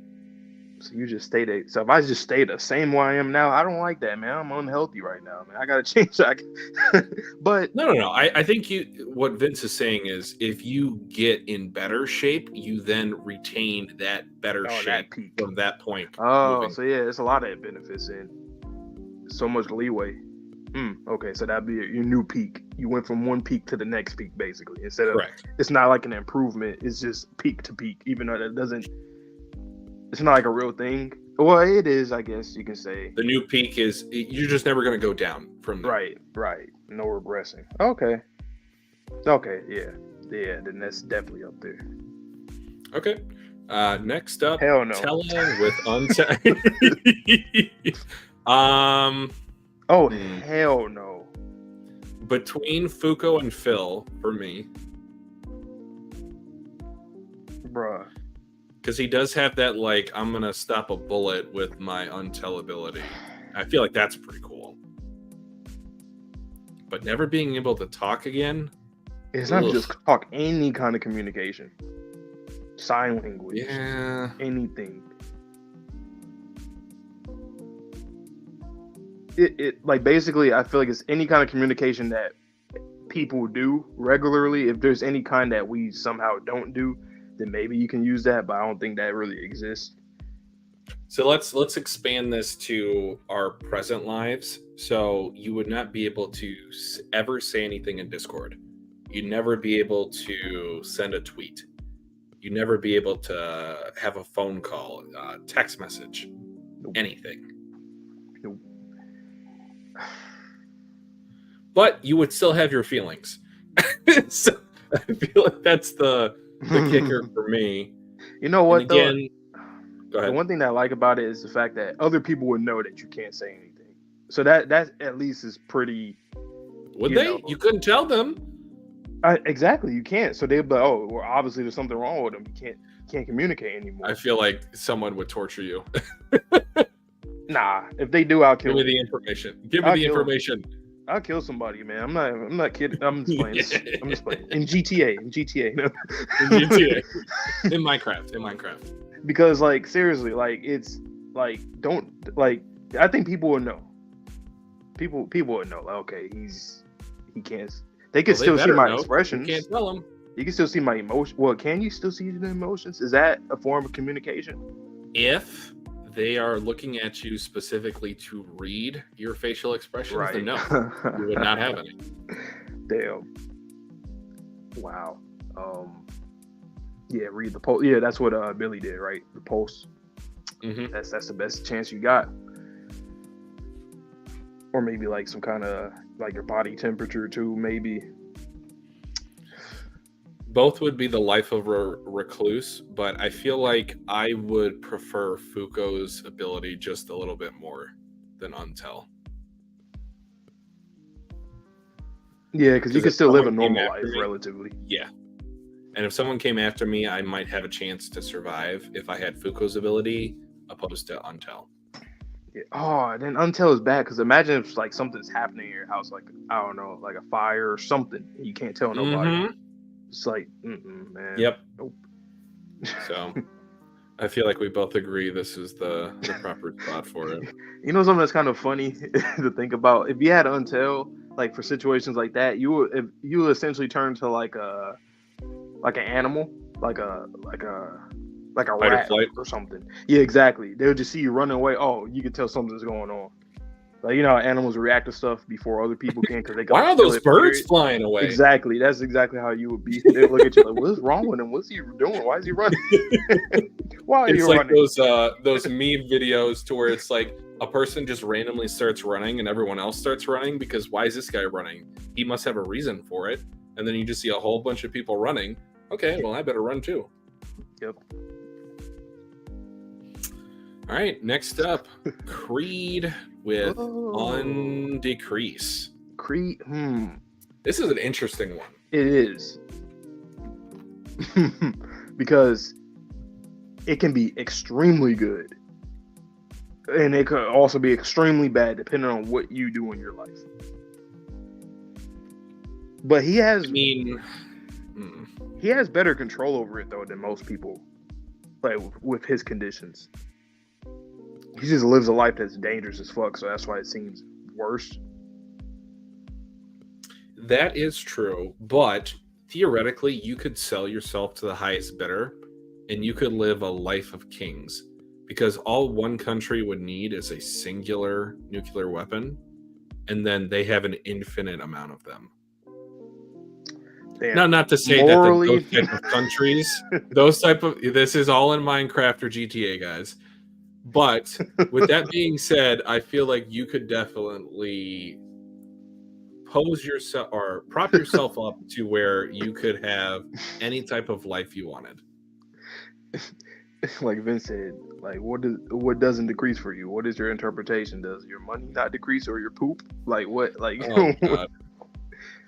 I guess that'd be kind of funny, like depending on how you use it. You know what though? Like, I feel like most people will use it for good, so it can be okay for you. Like, you won't. I don't think people will use it for like bad stuff.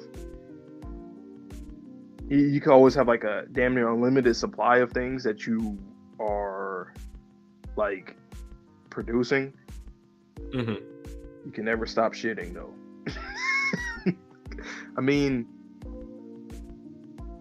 it's an interpretation thing though. So I mean, Oh, good point, Alves. That'd be self-targeting, and we don't have that workaround yet to where we can change the interpretation. Yeah. I mean, because if that's the case though, Vince, wouldn't that mean that Creed, he can't stop shitting himself?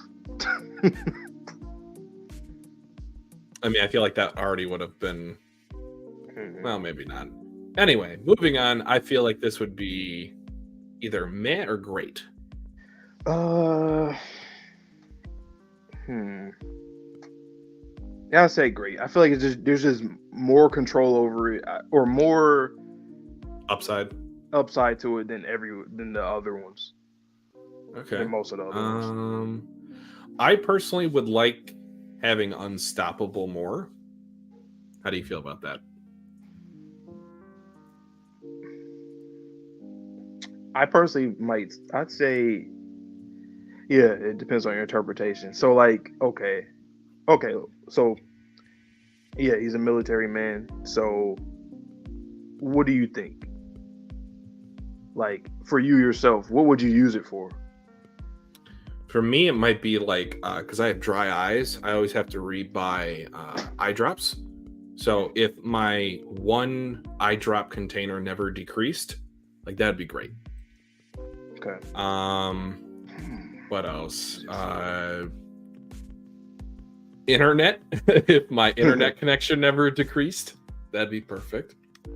Because is his ability, is it just, I mean, I know that since he's, military, he is mostly about weapons, but it's for anything, correct? I think it's whatever he considers to be in his possession, and also what he currently interprets to be a weapon. But I feel like the weapon asterisk is not something that he will always be locked into. Right. Then yeah, undecreased money, something like that, right? Hey, this money is a weapon I use as I hit someone. Undecrease. Then again, I feel like, they go see all that money in your bank account. They're like, oh, so what do you do for a living? Trying to buy a house. IRS is gonna put me in jail. I'm gonna say, read Undead Unluck. That'll be my answer to it. Read Undead Unluck, and you will unlock. You're not gonna believe this. I'm a Negator. Read Undead Unluck, and you will unlock the truth to the world. He's a flight risk. Shut him down. Damn. All right. So, jokes aside, great to have. Where in that tier? I'll leave it up to you. I was gonna say I'll leave it up to you. I really don't. It's. I feel like those ones are all interchangeable so far. This is where I would put it. All right. Is that Latla? Latla with Untruth. I mean, it's not like crazy bad at all, really. You just have to work in a. That's the thing. All these are really tricky on the mental, not just physical, but mentally. It's really tricky because you have to kind of like retrain your brain, especially with an ability like that. I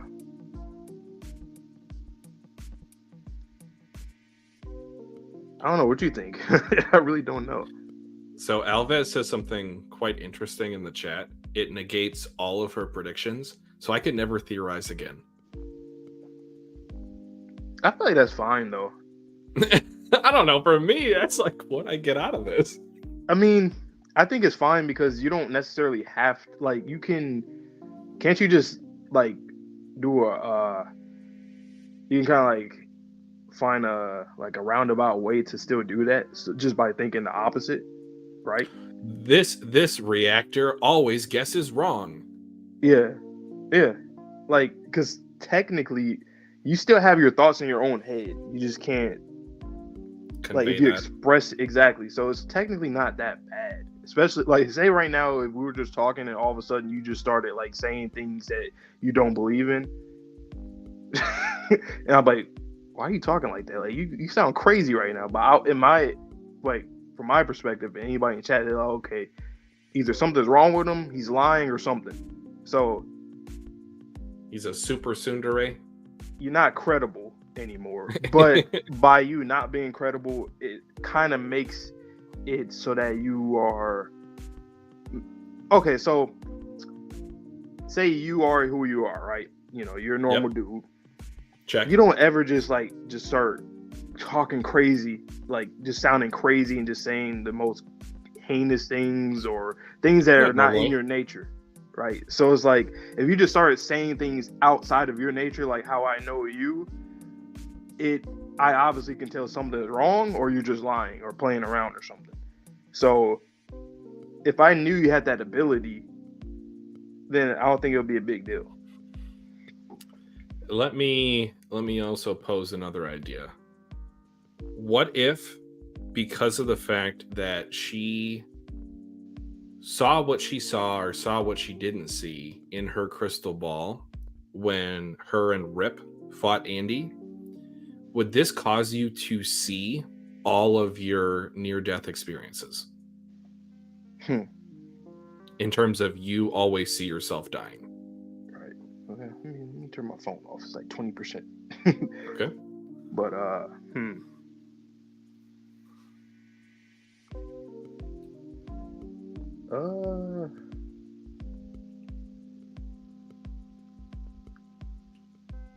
I agree of is I think it's kind of meh.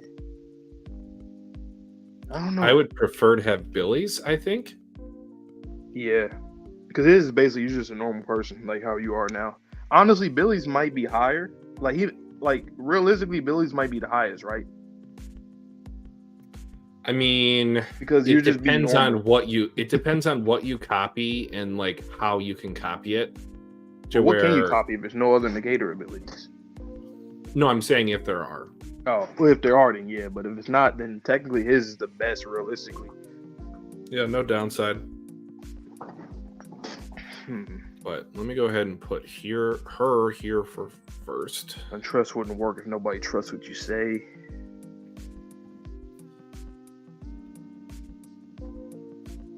Yeah, that's why I guess he's got to be really smart about it. Like,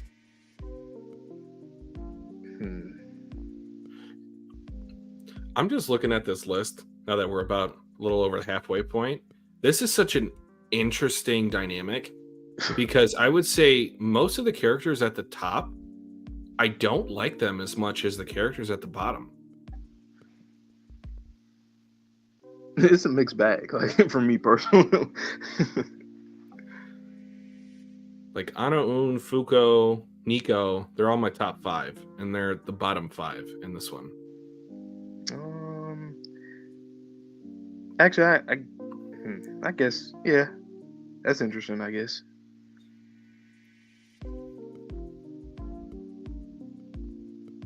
I don't know. It's just something interesting. All right, next up, Rip Tristan, the Frenchman himself, with Unrepair.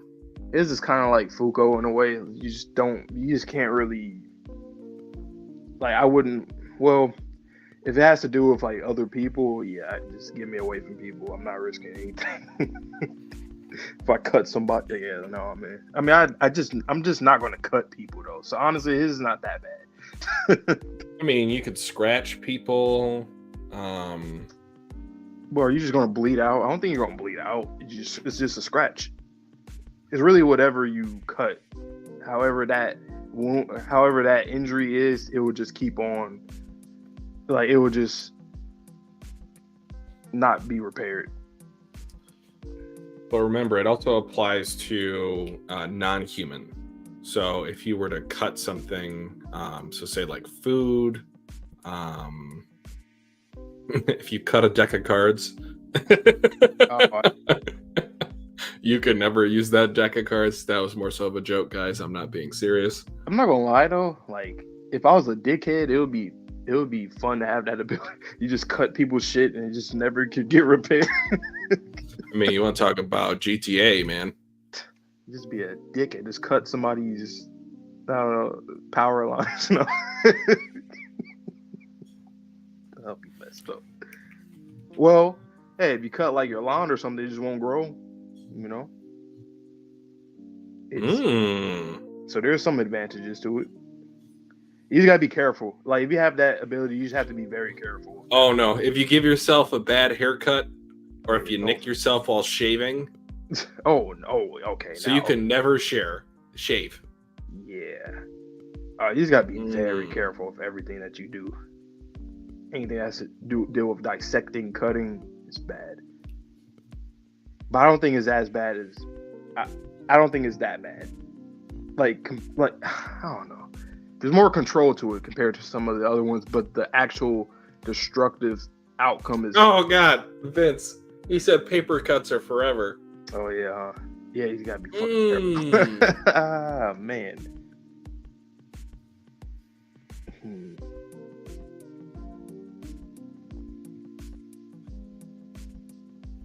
This one's tough. This might be the hardest one to rank so far. To be honest, I think it's mostly worse just because of the career that he has.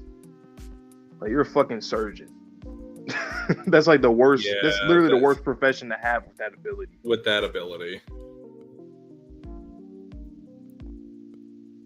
You would really be living on the edge with that ability, though. You have to be very careful. But who's not careful with sharp shit? Like, come on now. I know we cut ourselves. You know. I mean, but accidents happen, and then like if that happens, let's just say, for example, you accidentally cut your finger off. Like you're never getting it back. I mean, you can get prosthetics. But you're never getting your finger back. I know, but that's like with anything. If you cut your finger off, you're never getting that finger back. Well, I mean, there's been advances in medicine. Just give me a prosthetic. Okay. With that said, I feel like it's either meh or bad. Personally, I personally would put it in meh. Personally, you can choose. I don't like. That's just me. I don't know. For me, the deciding factor is the paper cuts, so I gotta put it. Fucking paper cuts. I cannot. And it just depends on the lifestyle you live too. Like, imagine if you were a fucking fighter.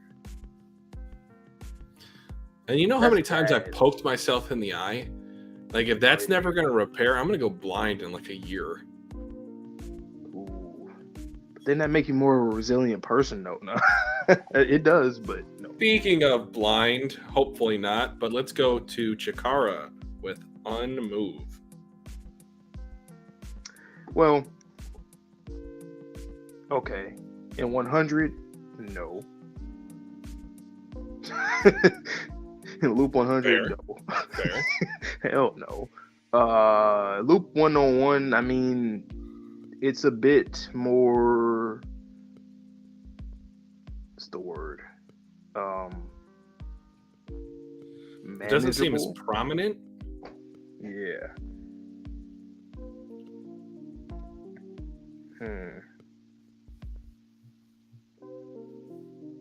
This is the only one he's completely still. Yeah. But I feel like there's a lot of times where everybody's completely still in a day. Like, you can just sit down and just look at somebody. And, like, just imagine in public, too. It's kind of, I feel like his ability is kind of like, you know, whenever people bring up, like, your intrusive thoughts. Yep. Like, somebody's, like, walking at, like, on a building or some shit. Like, what if I just jumped off? I feel like that, like, the thought, like, if you have his ability, the intrusive thoughts will make you want to stop people, like, in public. On accident, too, sometimes. Like, imagine you're, like, in a busy street or something, and you just so happen to stare at somebody, stop and stare for whatever reason, and then you just cause an accident. I feel like that's pretty, it can get real hectic if you're not being absolutely, like, very alert. You have to be extremely alert to have that ability and live with it. not only that, but I feel like any sort of near-death experience, and I keep coming back to this, unfortunately, but any near-death experience, like you would have to live that kind of similar to Xyolopero from Bleach Oh yeah. with Mayuri. Like you would know if you blink, you will die. Yeah. Like you don't have enough time to move, and there's nothing you can do. So once you blink, you know you're dead. But if you lived a life in the mountains, would that necessarily be bad? You could be a great hunter too. Well, no, you can't. Absolutely. You still have to go there and get it, but it's just gonna run once you stop. I mean, once you start moving again. Yeah, but any wounding of an animal, it would just bleed out on the spot. Yeah. I think if you have unmove, it'll be good to have somebody with you, like as an assistance, not in your field of vision, but like with you in situations. Sure. So this is not that bad. Wouldn't be that bad. Yeah, I don't know if I'd go great. Yeah, I don't want to call it great to have, but it's like it could be a non-issue to have it. So, you know what? I don't know. It's your call. I really don't know which one to put it in. I'd say probably meh, but that's because it does depend on how you use it, what type of life you live. Your eyes. You just close your eyes. Just close your eyes. But it's just like it's just tough because if I want to say it's great to have, I don't know how much I believe in that because there's situations where you could create complete mayhem in like a busy area, like in a street with car, like stuff like that. It can happen if you're not being complete. And I don't know if the benefits really kind of make up for the fact that you can just cause chaos. Like what's truly like a benefit of having unmove? Stopping someone from jumping off the building? Yeah, stuff like that. A kid going and running into the street to get their ball. Nope. Stop. I see you going up the sidewalk. Stop. I mean, for now, but like then again, if you blink, it's I don't know. Well, hey, you gotta be careful. All right, we could just put it in. I don't know, man. Yeah, let's say man. Uh-oh. All right. I see who's next. Where in the tier? I would say I like it more than Lala's ability. That's fine. Yeah, I agree. Okay. On sleep, Ichiko Namuri. I have on sleep now. That's just not. You know what though? I would say it's near Lucy's unhealthy, but I would say it's better than hers because it's kind of the same. Like the same feeling of just not feeling good. You can't sleep. You got the eye bags. You're just kind of, I don't know if you're thinking about the soul stuff too, though, like with Lucy, ironically, but I feel like they're near each other. It's funny how they both have bodily ailments, and they both are the most proficient that we've seen with souls, besides Fang. Yeah. I think it would be bad to have. I'm trying to think how much I like Unrepair, though. I feel like I would like Unsleep more, just knowing that I would die young from exhaustion. But other than that, there's no real like downside. You would just be fatigued. Then I did talk about my eyes, and I hate eye stuff. All I'll say is that she's above Lucy, just because Lucy's the same but worse. Like for just the entire your health. They're coded the same. Ooh, I hate that feeling of being like just staying up, and that's a bad feeling. It would also depend on when you get it, because if you weren't able to sleep as a child versus as an adult, entirely different. Oh yeah, true. If you developed this as a child and just had insomnia your whole life, I'd run I feel like this is gonna be one of the first tier lists where we might actually, once we're done, we might actually start like shifting people. Cause I'm starting to get a little second thoughts on a few. Okay, unburn engine. Oh, his is not a big issue. You never be able to cook for yourself which with is a stove. Which is not even like that's great. If you were ever stranded in the Arctic wilderness, you would never be able to make a fire. I'm never going to be there. So, but I know I'm in. If it is, then yes, you gotta. Well, I just gotta catch fish and make sushi then or something. You'd never be able to microwave. Hell yeah. Does microwave count? No, because it's not you. Well, it's not. Well, okay. Hold on. I thought someone said that the microwave would not work. Wait, let me think about his ability again, though. Because I guess I didn't really think about that for some reason. Because when he's cooking, he's using like traditional stoveware. You could put out fires. Yeah, his is actually like really good to have.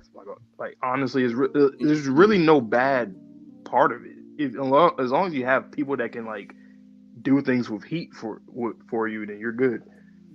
But remember what we were talking about with Ragnarok, how his Negator ability will eventually relate to heat as well. Mm-hmm. Do we feel like that would also be incorporated into this Negator ability to where you would just remove the heat from a situation? Yeah. Okay. His Loki might be like one of the best ones to have. You could be the best fireman ever. Yep. Imagine you on hot days, the things that you could probably do. Just turn off the sun for 10 seconds. You can actually go to the sun.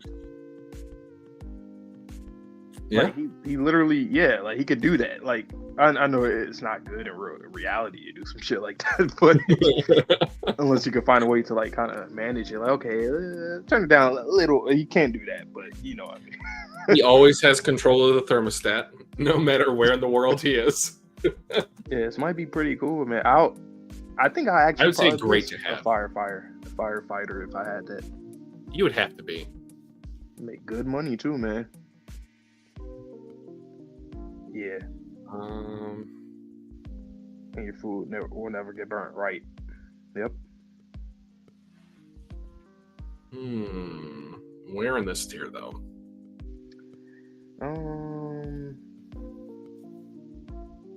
I'll leave this one up to you because I don't know. I really like a lot of the ones. Would I say great to have? I might say love to have. Like I feel like really? I think that one is like clearly better than those. Those ones can go bad. I feel like his doesn't really have a big downside.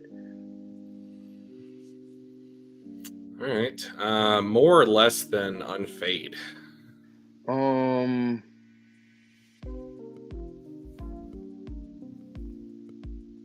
Since we're thinking about like just ourselves, us right now, no older, younger, just us now. Yep. I'd say that unfade is probably still ultimately better than that. So I'll put it after that. Okay.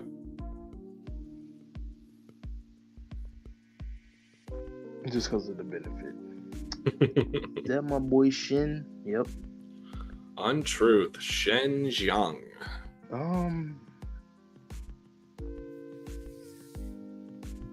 I think I was getting his confused with Latlas when I was talking about it. Oh, really? Yeah, now that I think about it. But I kind of might have even said untruth instead of untrust. I think so. Whoopsie. But his is it can be bad, but it's not like horrible.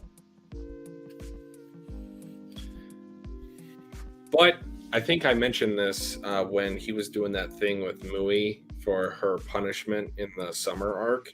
You could never look at someone you love and hear them say and watch them say that they love you. I'm not gonna lie to you. I don't think that's a big deal whatsoever.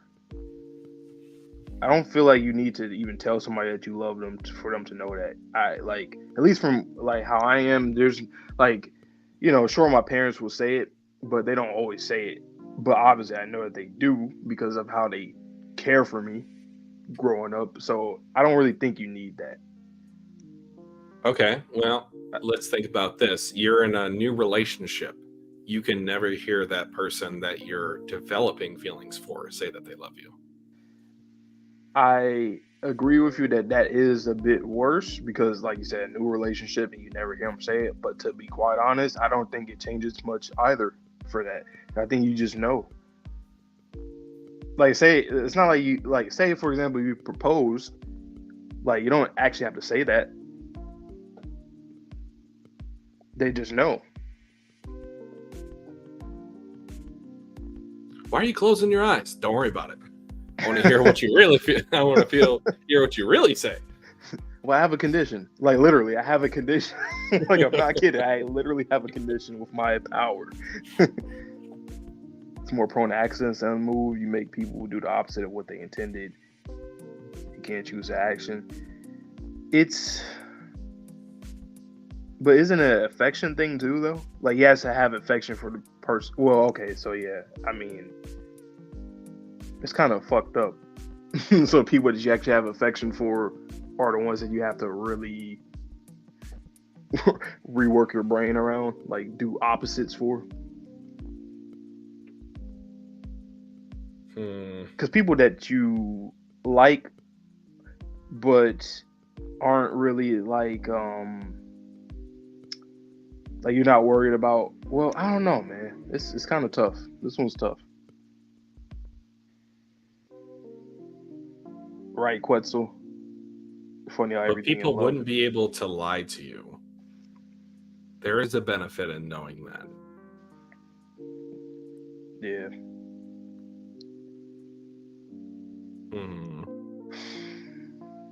I like it, I'll but I probably put it don't in meh. love it. Yes, so meh. I feel like I would like it a little bit more than Billy's. Yeah, I feel like it's similar to Chikara's for me, where it's like there's obvious downsides to it, but ultimately it's not that it's not Depends on how that you use it. destructive. Yeah. Okay, Bax with Unback. Yeah. She makes eggs, storing things. She's stuck in her bunny suit. But you can't give it back, right? Can't give it back. Well, not under normal circumstances. Hers would be very fucking annoying though. Like having her ability, it'll be very annoying.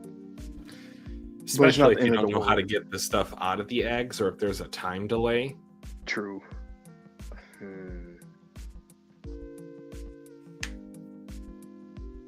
She can never hold my beer. Exactly. That's just kind of funny though. You could do like really funny. Well, no, people get pissed off. I was gonna say you could do funny pranks with it, but yeah, people get pissed off. I'm sorry, I can't do nothing about. I cannot give it back to you. I'm sorry. You can't hold nothing for anybody. Oh wait, no, that's actually horrible. You can't ever hold it. A baby? Hey, yeah. Hold my child. Oh yeah, fuck. Nope. They're in an egg. Oh hell no. But I guess it's kind of like how food goes is like just don't touch anybody. But it's just things too. It's like, oh no, you have to really be isolated. And even so, even if you are isolated, you could accidentally put something in an egg that you didn't mean to. Exactly. Man, you can't use your phone. You can't use shit. You can't. No. And then plus it could manifest when you're like wearing like a really bad outfit. Like just imagine like the worst outfit in your closet and you put it on one day and that's when it develops.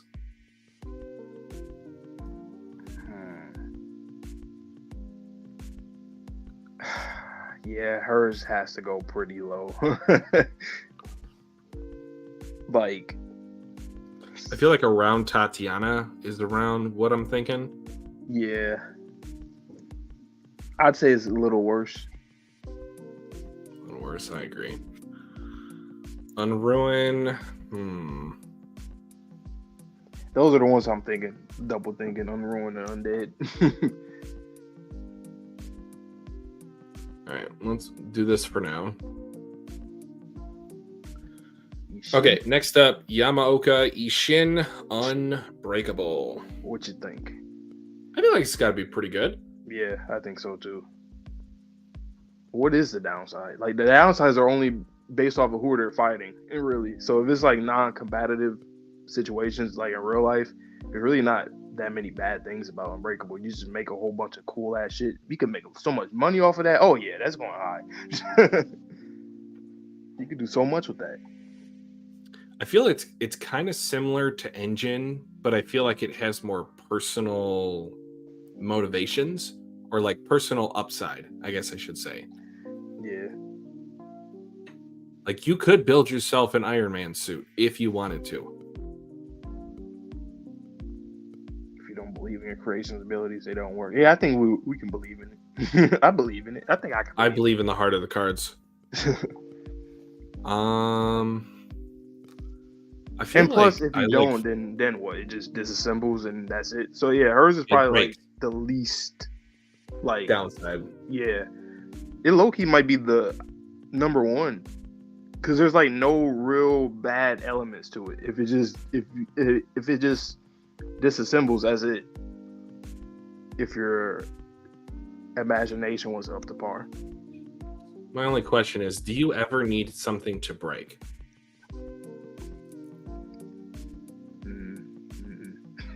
Not necessarily, no. I can't think of anything right now.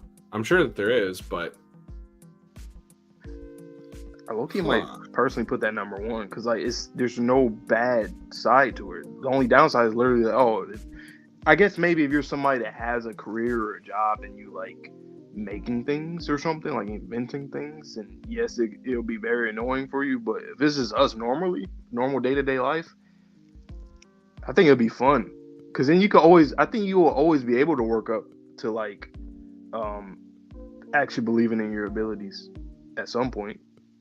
So I'm just trying to think. I honestly cannot think of a downside. Unavoidable, it has one or two, but like I can't think of a downside to this. Unbreakable is the best one, I think. It's really no downside. Yeah. Unless you're like a negating world, and that's a whole different story. But even at that, it was pretty high. All right, Gina Chamber, Unchanged. This one's got to go pretty high. I love this one. I'm just going to say it. Without control is low as fuck. With control is high as fuck. Especially the air. If you can just unchange the air.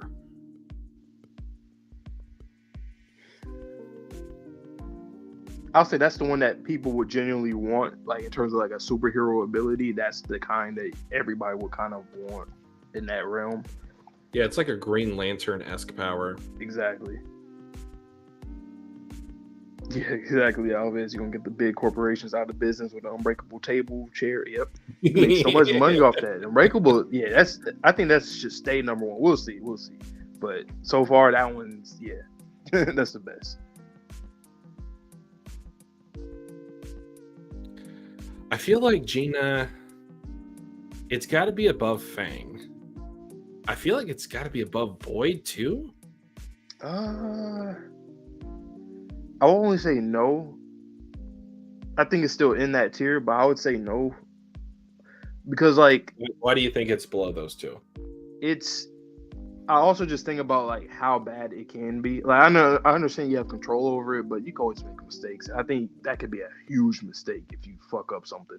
Like with that, if you're messing with the air, any kind of like contents of something like elemental things. But can't she just release it though? Wasn't she able to release the? Yeah, but when you think about it, that's still pretty dangerous. Depending on how far you get in like doing whatever you're doing.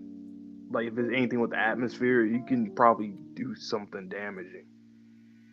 I don't know. Maybe. It would be perfect for like any sort of nuclear reactor type of situation, to where you could always, use those air hands to do the work without actually being there. I agree with Alves. It's like it's a learning curve, but you master it, then yes, it's perfect. But you still have to master it first. And I think that's where I'm looking at it, where it's like, well, In the beginnings of it, it is pretty dangerous. I think it's still in that tier though, but I don't think it passes. Personally, I don't think it passes Void or Unfade. Unavoidable. I definitely like it more than Engines. Yeah, I agree. Okay. So let's put her here. Like, if we're doing a tier list based off of, because I think we probably would do that too. Maybe a tier list based off of our favorite abilities in the series. Yeah. I'll tell you right now, Gina is still in that tier. And it might be higher within the tier too. Yeah. Okay, Juiz d'Arc Unjustice. On a moral, just if I'm just thinking about morally, I don't want that ability, like just in general. But if I had the ability, why would you want it? It's not. I don't think I want that shit. Like it's like I said, just morally, and then like the fact that shit can be devastating. Like is yeah, you can't look at anyone. It's I don't know. But it's not like unconscious, right? She can make the conscious choice not to use it. Yeah, but like I feel like I still don't know about that ability because she was such an expert at it. We gotta see what Julia does now. And I also want to see the manifestation, like what happens when it occurs. Yeah, people would kill themselves around. Good Lord. It's kind of like how Gina's is. If you expert, great, yeah, but the downside is pretty bad. Yeah. So I wouldn't put it in love to have. I'll probably say it's great to have. Like, well, no, is it great to have it? Like, I don't think so. And when I mean great to have, I don't mean that it's like bad. I just mean that is it great to, like, well, I actually say, oh, having Unjustice would be great to have in real life. Like, I don't think so. I see what you mean. Like, it could be cool, but is it like, oh man, it's like, nah. The upside is flying to North Korea and looking around. Wow. Yo. It really just depends who you are. Like a dictator would, man, any world leader, they would love that. Give it to me now. They would love that shit. But me, nah. I would either say low, great to have like the lowest, or top of the meh. Because I feel like Shen, there's just too many downsides to that. Billy is kind of like our, break-even point. It's tough, man.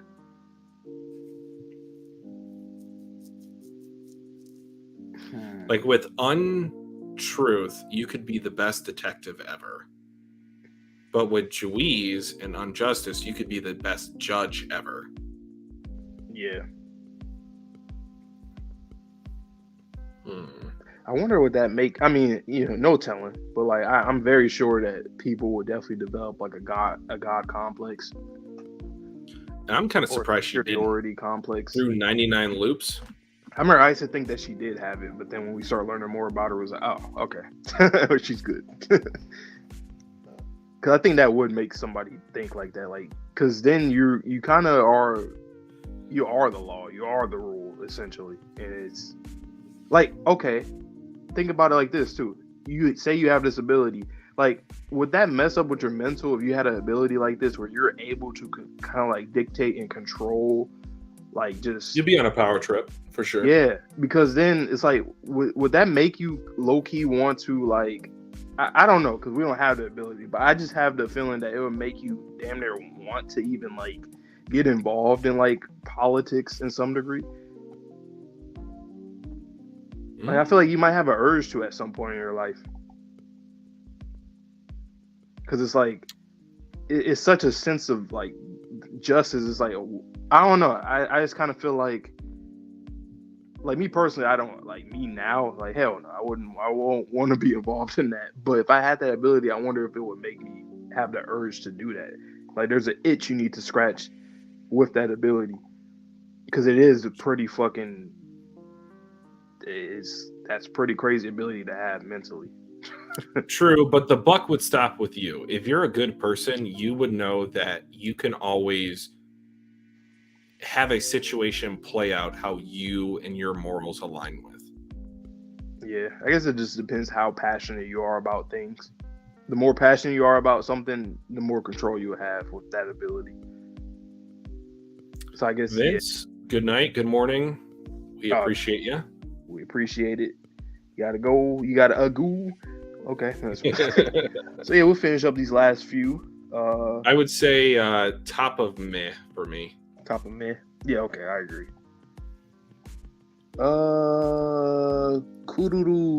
Kururu for unchast.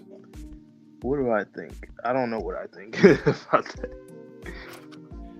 I feel like of all the abilities, this is one of the ones that we haven't really seen nearly anything with. I kind of don't know what to feel about this one. Her being an idol and on stage and having people, just zombie run at her, terrifying. Hey man, maybe it can work with us on YouTube. People click on they see the thumbnail, but oh shit, one of them got that ability, or they won't know that, but like they'll feel it in their gut. Like, hold on, we got to click here. Hey, that could low key be fire. That, but then I don't know, like what type of people you want coming at you. I put Injustice on the bottom of meh, Unchast at the top of bad, Undraw at the middle of meh, Undefinition at before Lala, and Unbalanced after Unchast. Okay. Thanks for the summary, Vince. We got it. We will go back to it too if you want to come back in the stream another time. When you rewatch, we'll come back to that during this stream right now. But peace out. Okay, so Kururu. I don't know. Would you want people to think of you as their loved ones, though?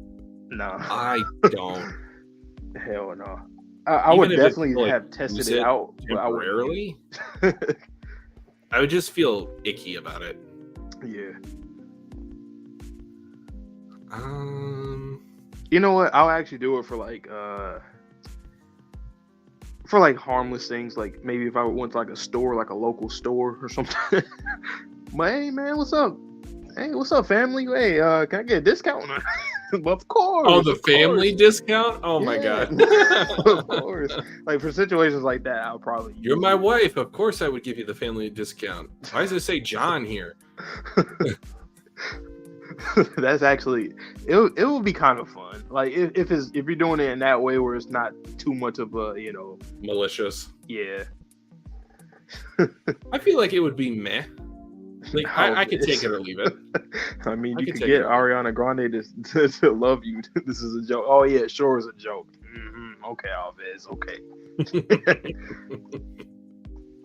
Yeah, I only use it for temporary things. I wouldn't use it for like a long-lasting thing. Hell no, I can't do nothing like that. Nope. You could gaslight anyone that you wanted to, though. Yeah. I think meh. Meh. I'm thinking great to have. What are the upsides besides like the potential maybe YouTube thing? I don't really see like a positive to it. Besides kind of what I said, like you can kind of get your way with things. Just like I said, not on a very malicious standpoint. Like there's everyday benefits with that kind of ability. I feel like. I would just feel bad about tricking people though, especially when it comes to love. I would. Well, that's the thing. You just gotta do it for certain things, I guess. Like don't ever try to make it a serious thing. Like if you're trying to do it based off of just like an actual relationship, then no, don't do that. I'd probably put it the lowest of great to have if we do put it in that tier. That's fine. Because morally, it is. I agree with you. Like morally, the other ones are better. There's not as much scamish things you could do with the other ones. Well, aside from undecreased, but there's more leeway there. You don't have to do crazy shit. Okay, last named Negator ability, Yusai, and Undraw. No. That one is it's not completely terrible, but it's so annoying. It's What I don't like about it is the fact that it works on her and outside. So what I mean by that is she can't even like drink or eat properly. You know when you have like a bite to eat and it like goes down the wrong pipe. Yep. That would be terrible. Was that her But thing? well, she kept getting like the rice stuck in her throat or something. Right. Or like the gourd, it just like the drink just kept coming in and she'd like over drink. But with that being said, I feel like she is one of the best support characters in the show. Yeah. There would be so many different support abilities or processes she could use. Always. Oh my god. Okay. Alves, you're a new person, but that just reminded me of some other people that would say the same things. You're a part of the family now, man. And welcome to the Discord. I know I haven't had a chance to welcome you, but you did join a little bit earlier today. So I didn't see it. So welcome. Yep. For HQ, man. Yeah, Undraw. It's I'll put it in. Would I say that I hate to have it? I mean, I guess, No. but it's not that bad. Like if I were to put it in hate to have, it would be top. But if I put it in, okay, never mind. It's in bad to have. Bad to have. I would say bad to have because you literally said it's not that bad. You know what's crazy though? It reminds me of Unbacks, but I I was like just it a about to little say bit that. more. Literally, it's basically the same. It's funny. Why are you notice something in the bad tier? What do you think I'm thinking about? Hold on.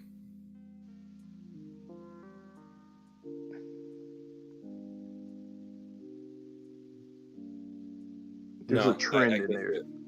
So I feel like a lot of characters in that tier are very similar. So like when we're talking about unhealthy and unsleep, that's like there's some similarities there. Unruined and undead similarities, and bats and Usai similarities there too with their abilities. Oh, okay. Like they're all in the same kind of realm of like, yeah, it's like the same. Undead, unruined. Yeah. Can't take shit back. Can't and then, undraw, and the health untouchable. You could even argue that like Rip is somewhat untouchable because if he were to ever, cut you, it's just like versus Tatiana to where you can't touch her. You shouldn't touch Rip. Yep. Okay. Undefinition. I don't even know. Like, this is like the definition of like meh. Yeah.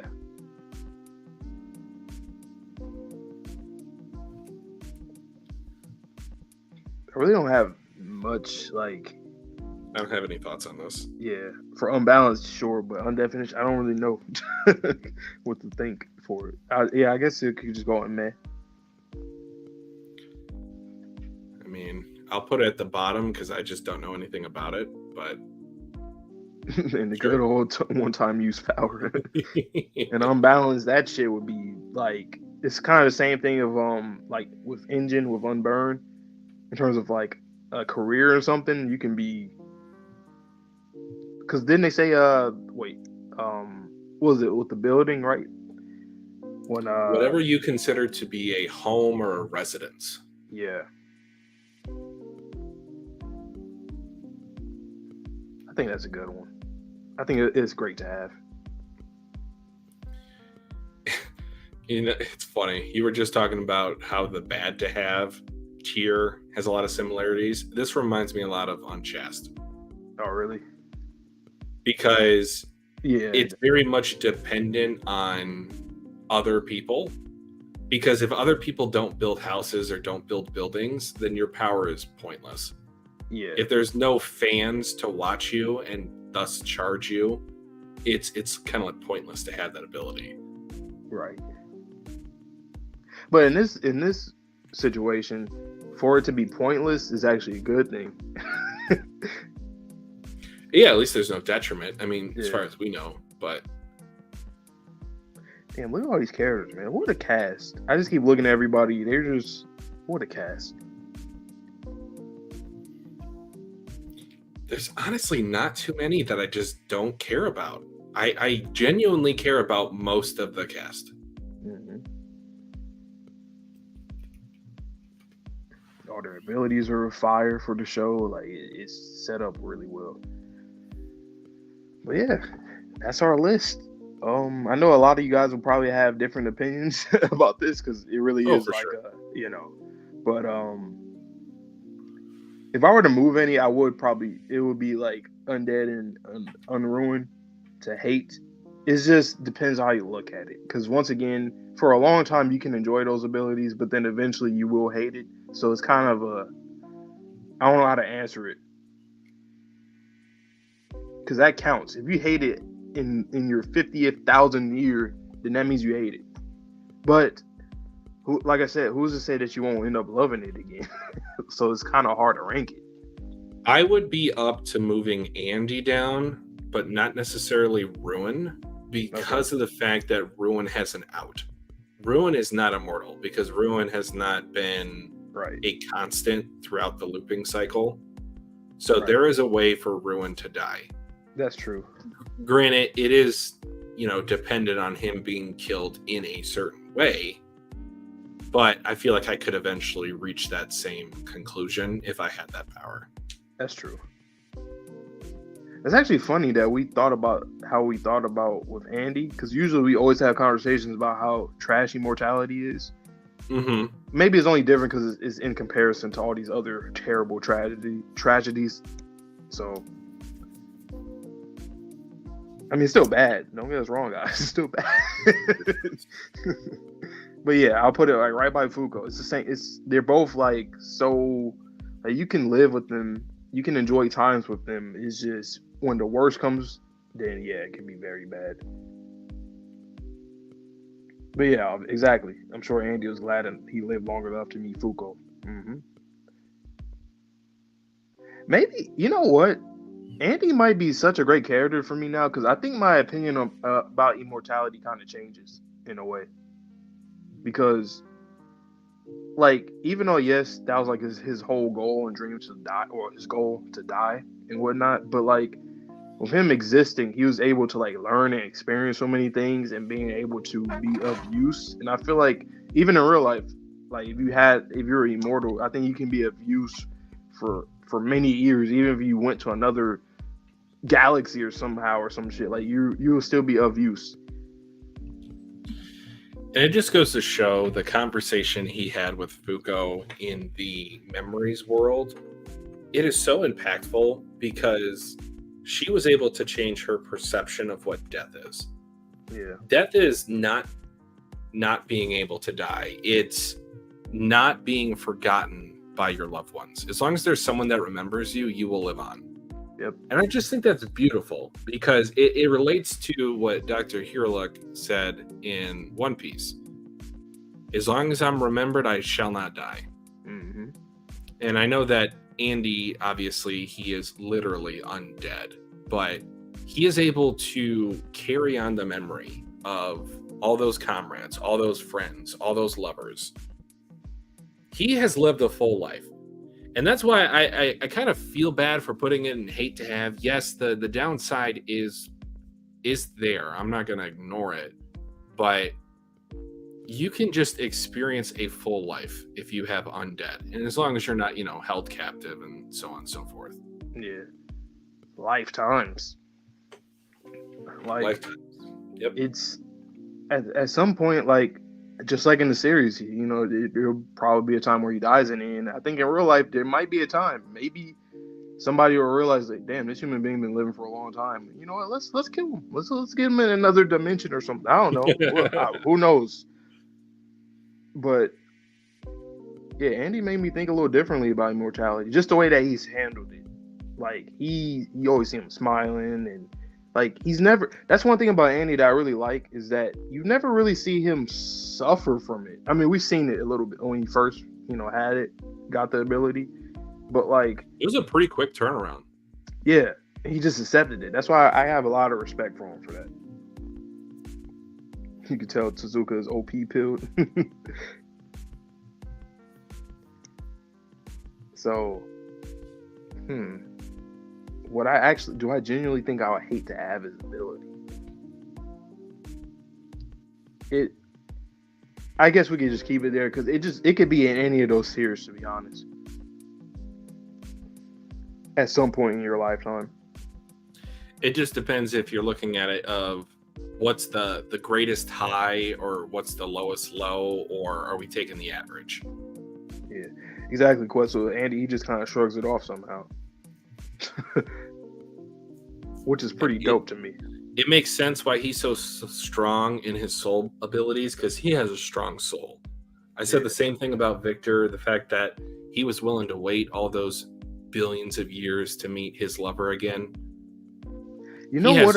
I think I know what it is, because like usually with characters that are immortal, they are like mostly like gods and whatnot. But he's more so like a mortal person. Like he acts like a normal human being, but he's just so happened to be immortal. I think that's what makes him pretty cool. Because what's another series that you've seen where somebody was immortal but they're like a normal person without like having to be like a god or be in this high, position? Unironically, Frieren. I know she's not technically immortal. For all intents and purposes, she is. Mm-hmm. Yeah, but she, at the end of the day, she's just she's a normal girl. Yeah, and that's what makes her so damn cool too. I think that's a pretty cool character archetype. Now that I think about it, an immortal person that's normal. That's like unheard of. Yeah, they have to be a special type of person to have that ability or have that ailment to make me care about them. Yep. Because I know we said this a little bit earlier today, but honestly, if I had immortality, yes, I would try to be a good moral person for a while.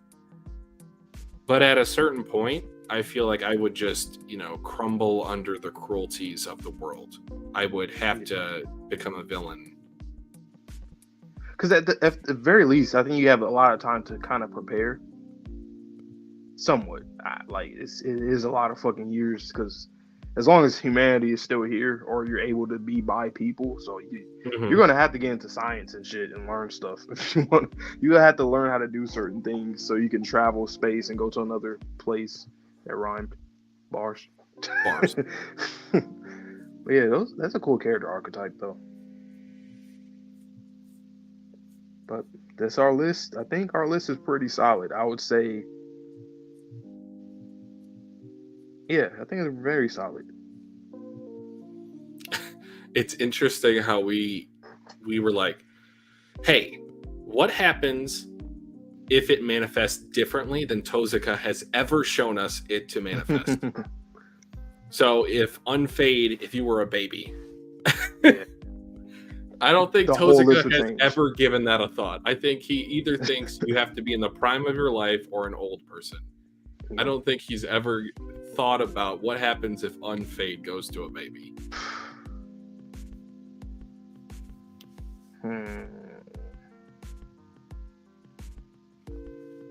Yeah, I don't know, man. That's like, yeah, that it would change this list a lot if there were different, like if it was just circumstances of who you are as a person and what tragedy, because anything can happen with any of these tragedies.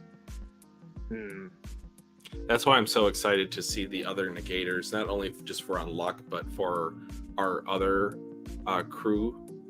Like, what do the former iterations of themselves look like? Oh, yeah. What type of lives did they live? What type of jobs did they have?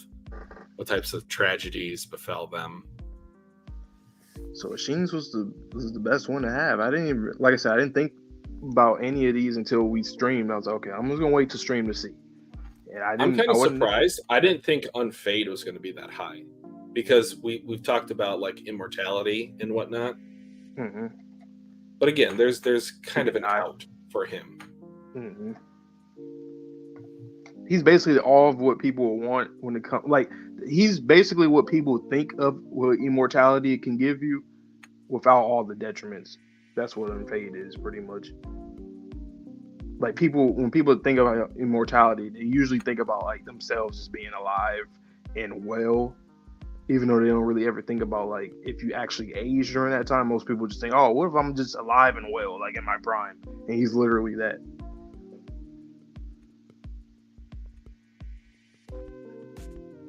All right. Well, I think that's a pretty good list. I want to thank you guys for watching. If you still are or watching in post, we will likely do another community post for next week in terms of what tier list will be associated with chapter 216. But yeah, there's some stuff setting up. I'm not upset with today's chapter. I liked it. They had a lot of good stuff in there. It just wasn't the most exciting thing I've ever read in the series, and I think Vontae feels the same. Mm-hmm. No, I think it was amazing. What are you talking about? That's fine. Fine. I'm using untruth on you. You just can't see me. But yeah, I feel like it was it was a decent chapter. I'd give it a 6 out of 10. It's definitely a setup. Literally, we're here. She's going down the runway, and we're going to see how we deal with this. I don't know if it's even going to manifest. Like, I don't know if we're prepared for it. Like how, the plan was, okay, we're here, be on standby, just be ready. I don't know what's going to happen, but I'm excited nonetheless, because this is one of the last few people the last person that we have to recruit, and then we're on to remember stuff probably. Yeah, if we don't go to Summer or Burn first, but I feel like those two should be relatively easy, especially if Tatiana's power does develop here. Yep. Yeah, and then obviously we'll see what happens with Ruin. But yeah, we're dealing with Tatiana now, and I think this will also be a pretty short arc, kind of like how Chikara's was, and with Kuduru in a way. Yeah, that's all I got to say though. But you can send us out unless you have something else to add on to that. And yeah. Nope, that's it for me, guys. So just stay tuned to the channel. We just hit 600 subscribers today, so thank you very much for that. We got My Hero continuing on a weekly basis. We got Haikyuu, the Dan, Bleach, 1,000 Year Blood War, and Berserk coming up later this year. And yeah, just a lot of stuff in our backlog. So hopefully you guys stay tuned for that. Subscribe to the channel if you haven't already. Like the stream. I think that's the first time I've asked today. And with that being said, as Vontae likes to say, stay safe, stay healthy, stay clean. See you in the next stream or video. Peace. Peace.